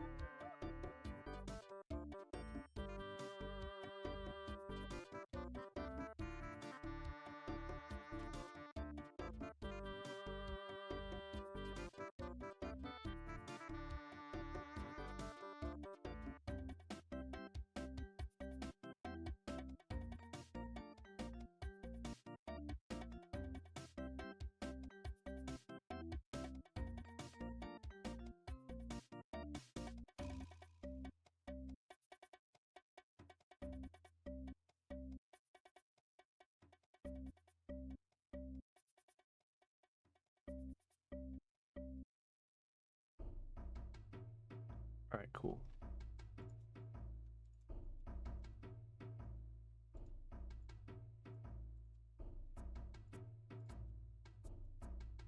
This might destroy the UVs a little bit, but I can fix it.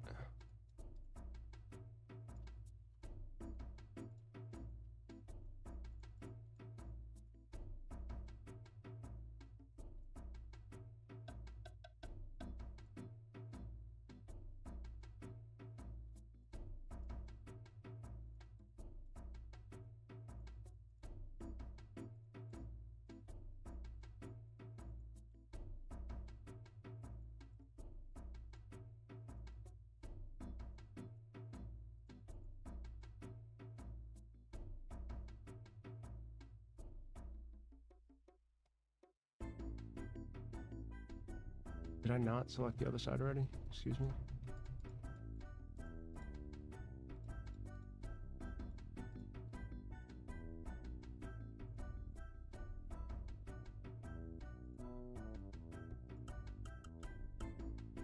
Okay.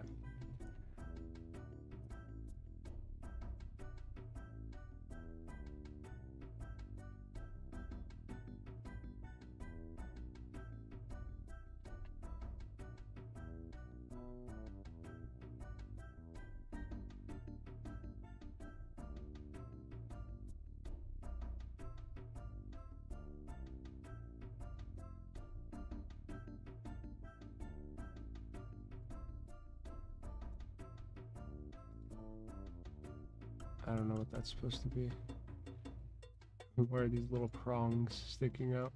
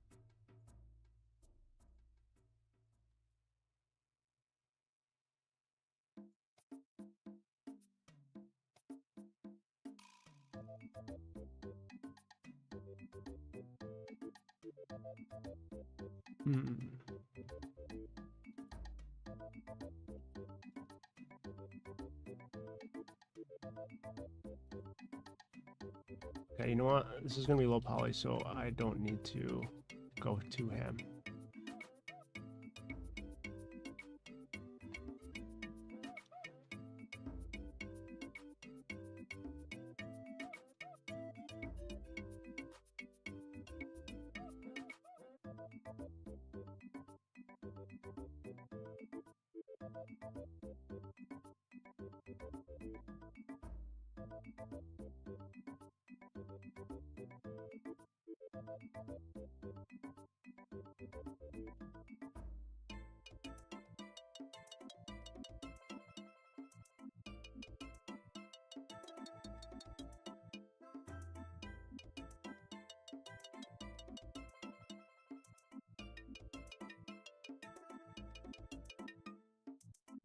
So let's see.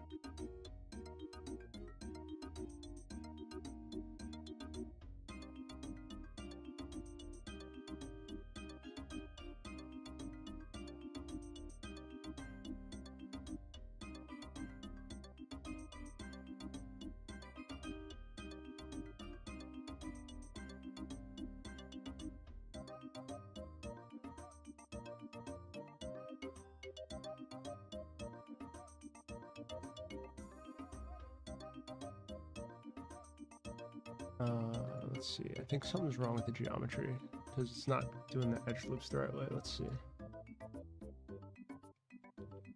Mesh. Clean up. Delete loose. Mesh. Clean up.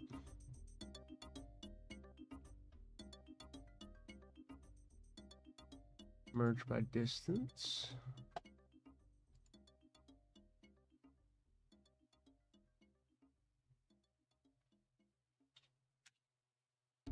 Cool.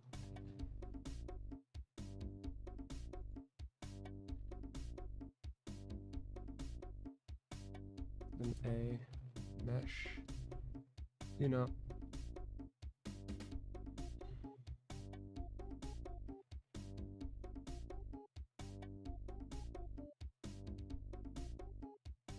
Dissolve 0 area faces and 0 length edges.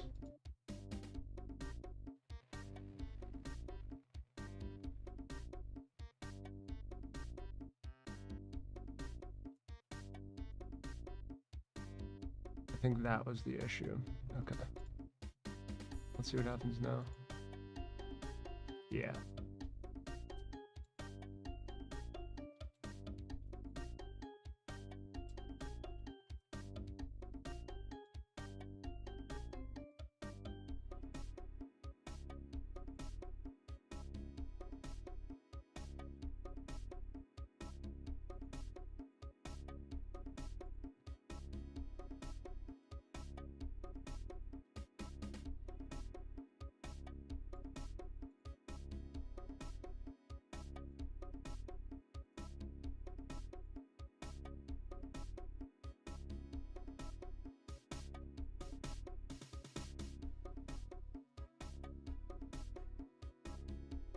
The Blender's crazy, dude. It like remembers where the old UVs were, even though I completely reset them. Blender's actually like futuristic.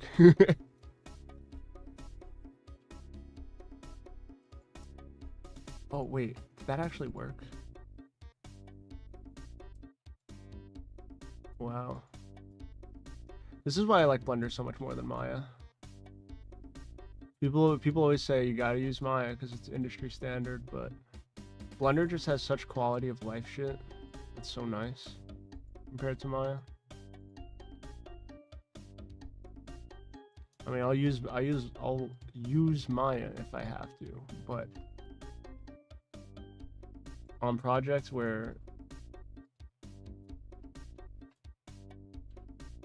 it's not needed or you don't have to use it, much rather use Blender.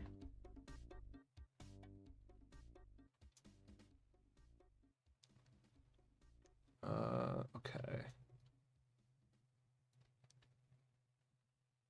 What am I missing now? Right.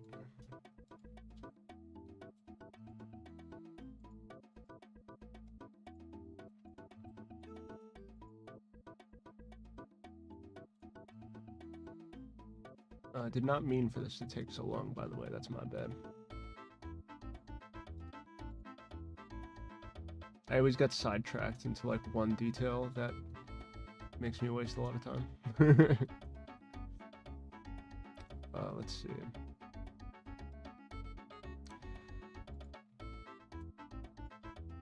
I'm actually going to mark seams on all the corners.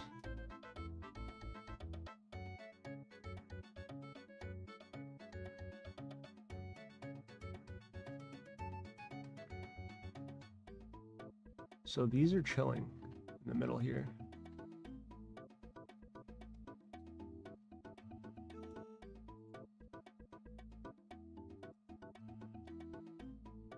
So I could just get all the corners.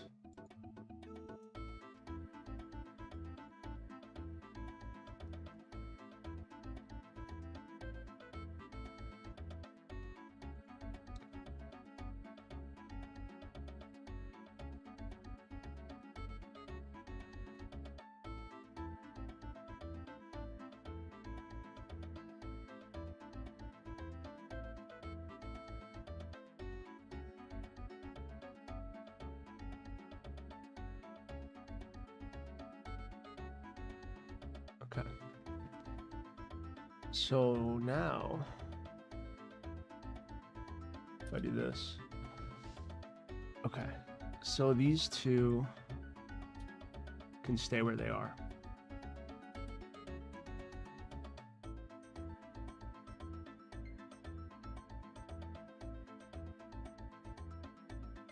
These I can manually do.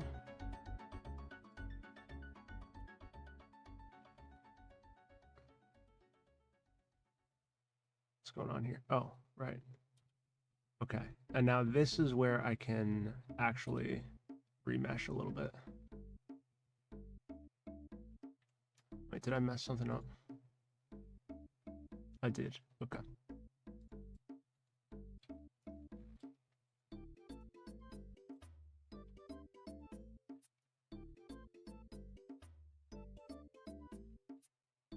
Okay, that's cool.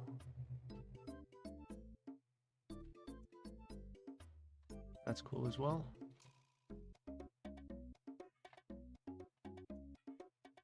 Okay.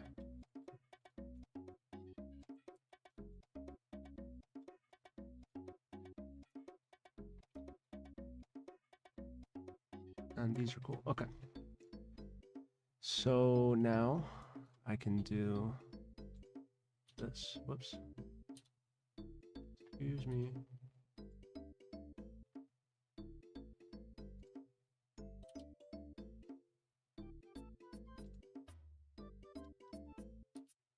There we go.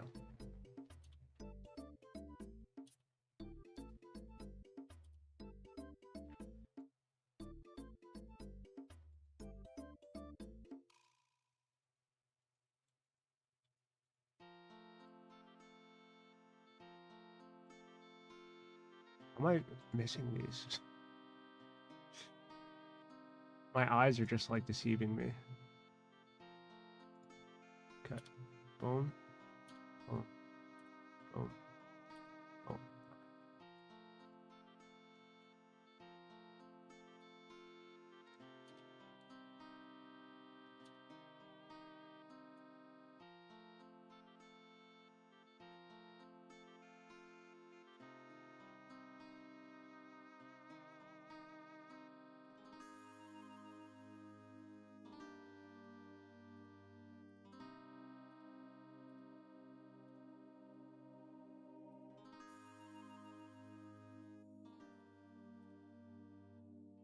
Now with these, I can unwrap them.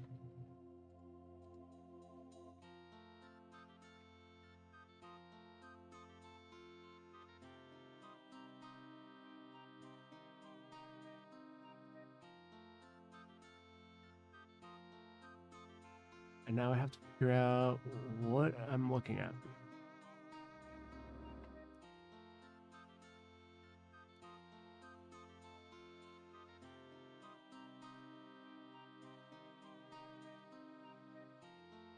Okay, so what I'm seeing is that all these 3 pieces here can go on top of each other.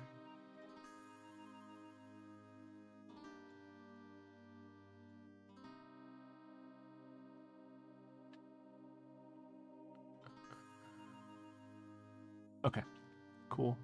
I know exactly what I'm going to do. So hit A. I'm going to go turn snapping back on. Snap all these on top of each other.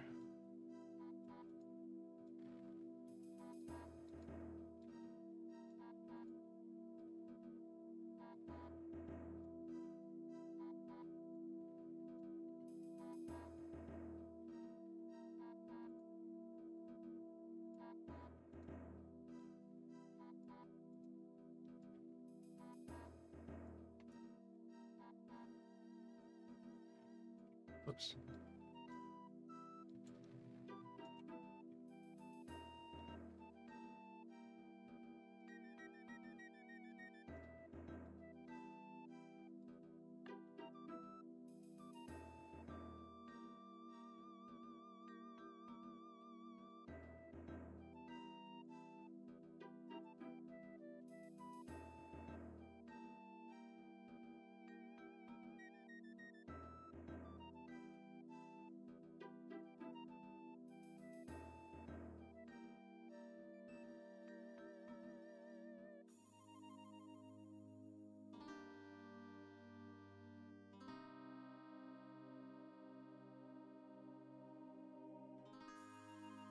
Turn that off.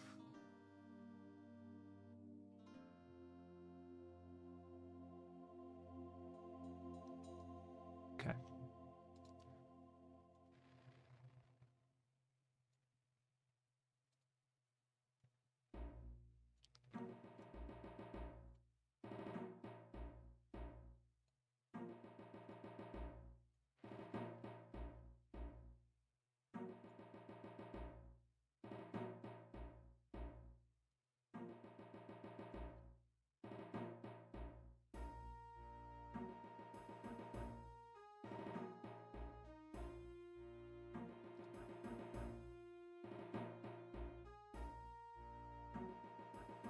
And now we can distribute these.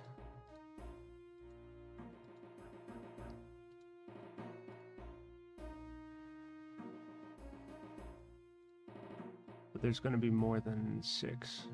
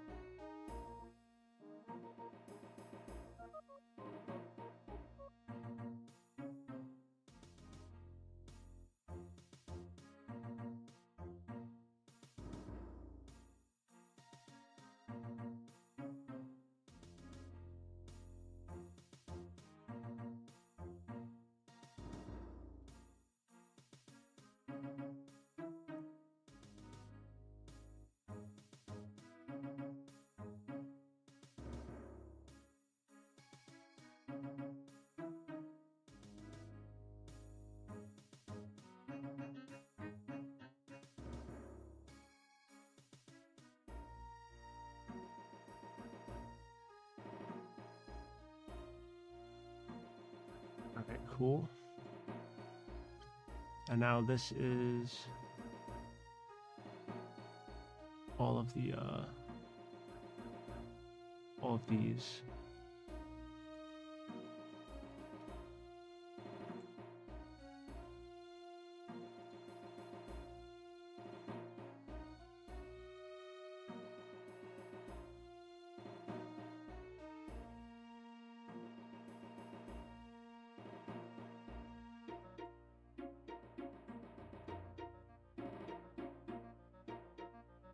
And what is this?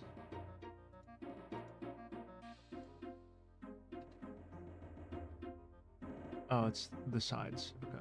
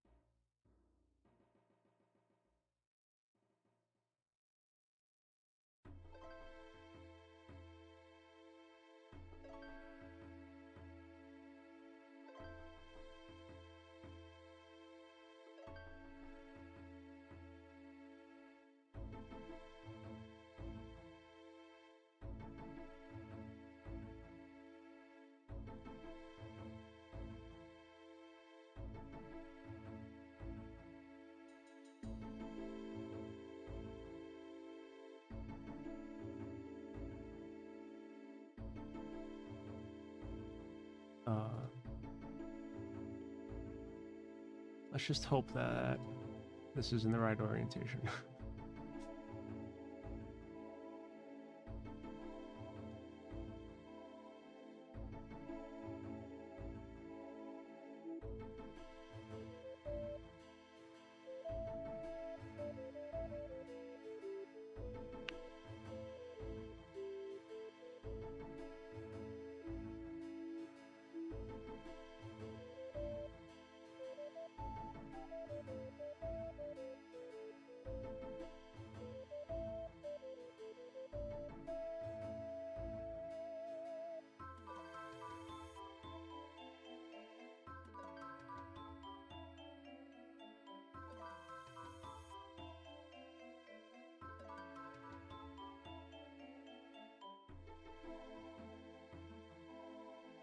Okay.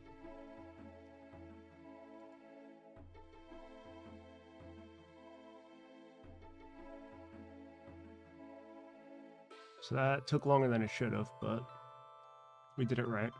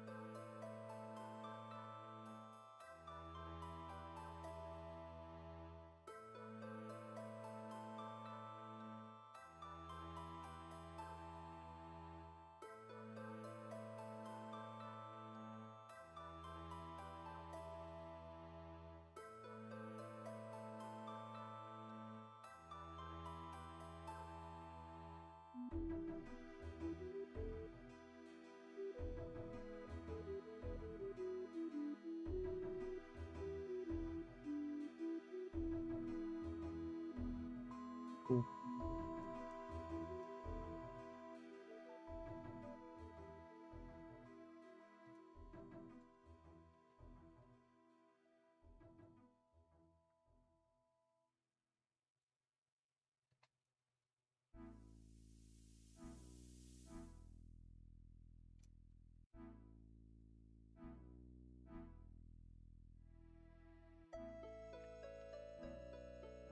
So we got a little building going here.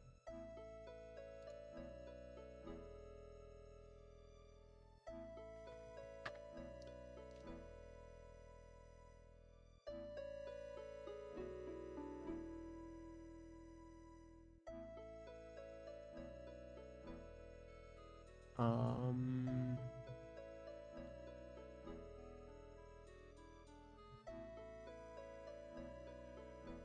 Let me think about how I want this to look.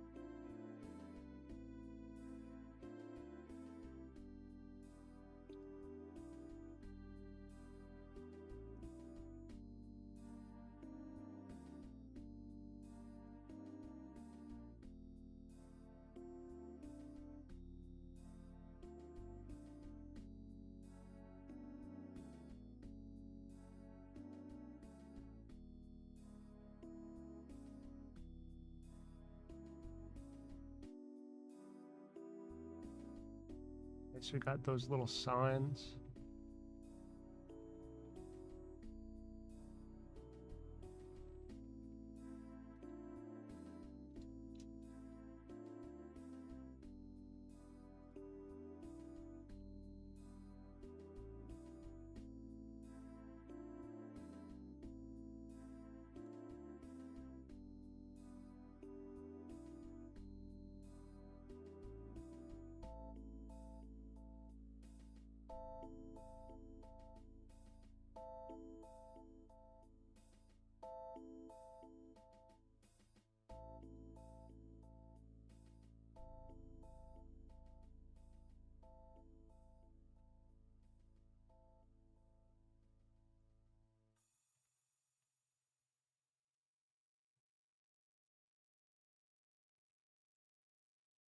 We're getting a little cafe going here.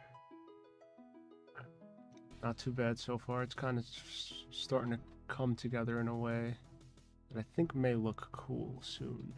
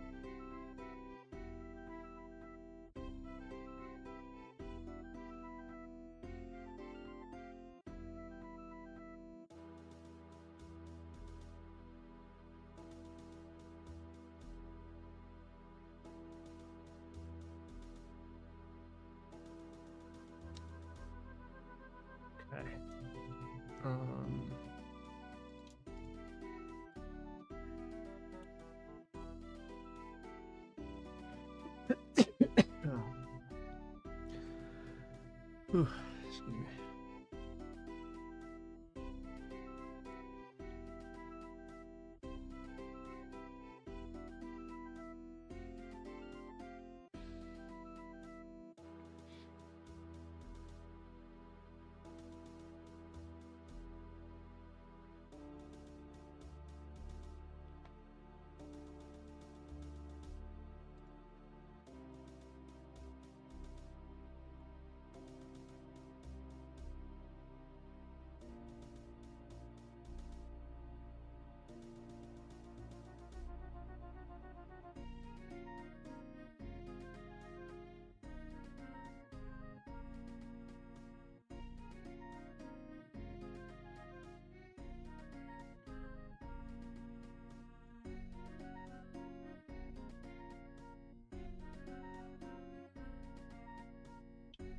I low-key want to do another Inferno attempt right now.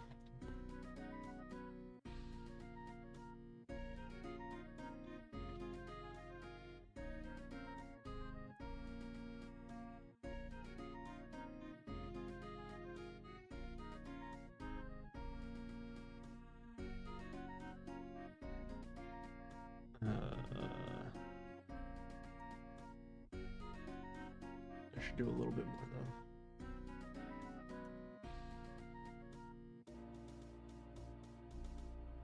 You're leaving? Alright, I'll see you later.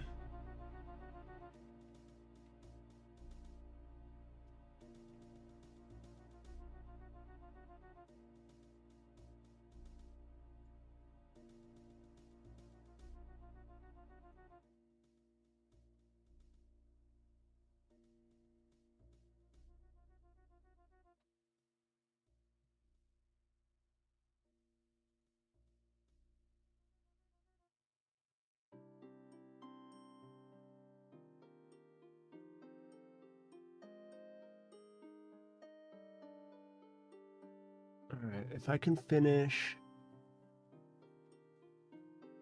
most of the outside, then I'll send another Inferno attempt.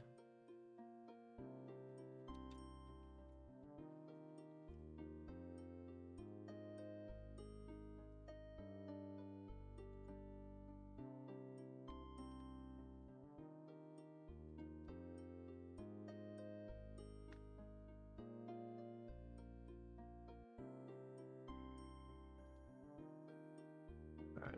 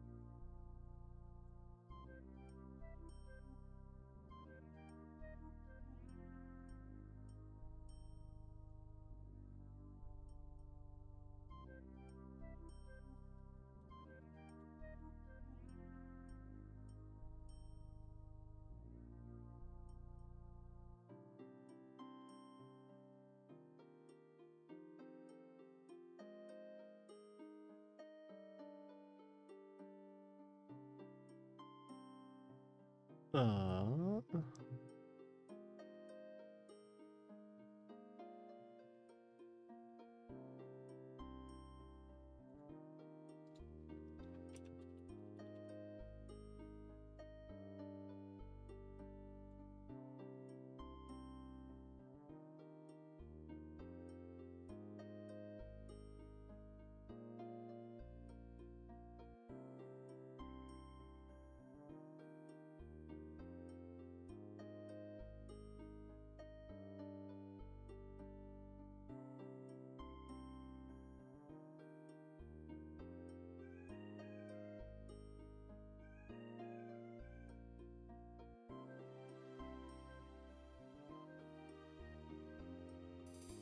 hmm.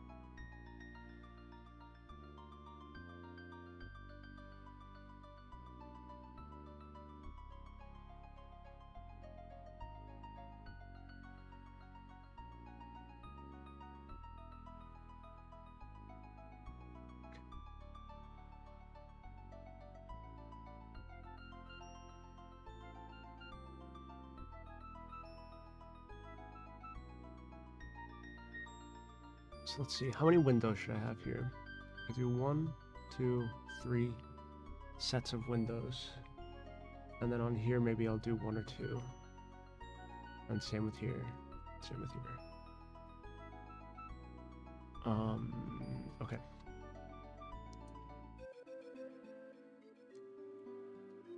So if I'm doing 3 sets here, I'll just do it right down the middle.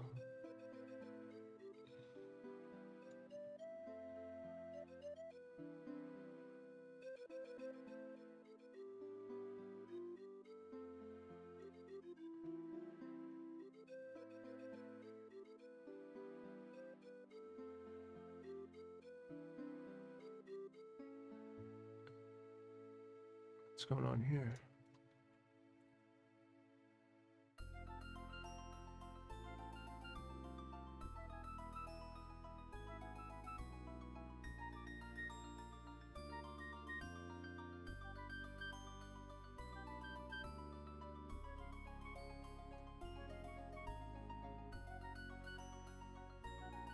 Affix.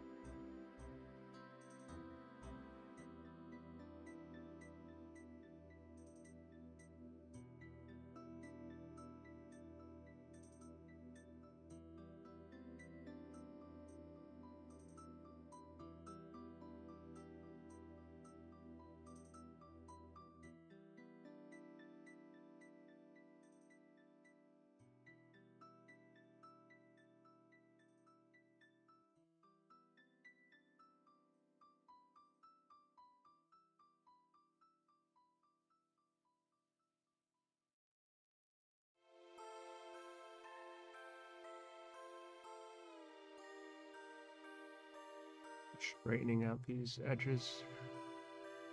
They're causing some weird topology when I make edge loops. Don't want it to stretch.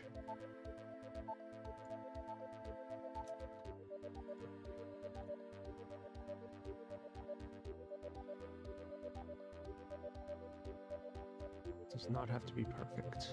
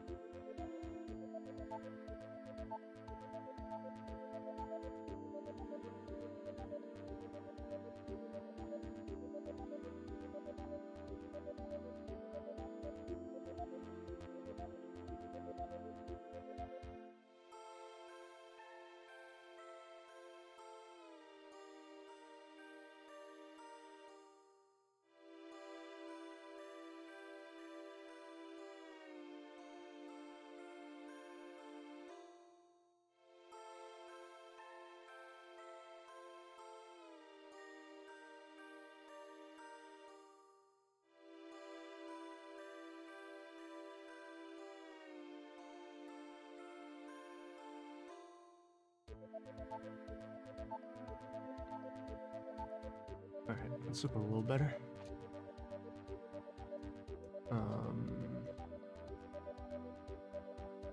I wanted to add windows on each of these sides as well.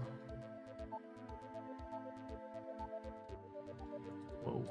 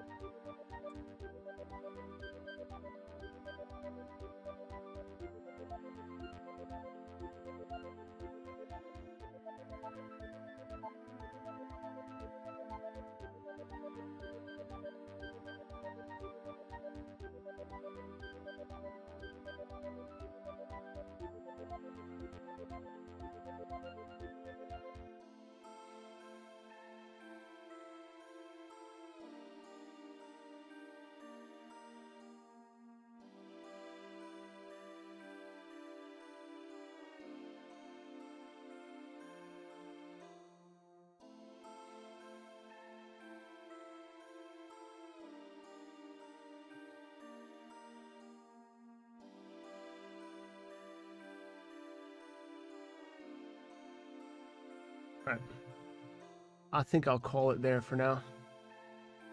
We got most of a building done. I'm going to do the windows tomorrow. And then we could get this building in the engine. We'll have to UV it, but that shouldn't be too hard to do.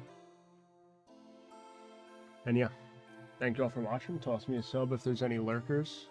We'll be doing a lot more on stream. Pretty constantly. So yeah, I'll talk to you all later.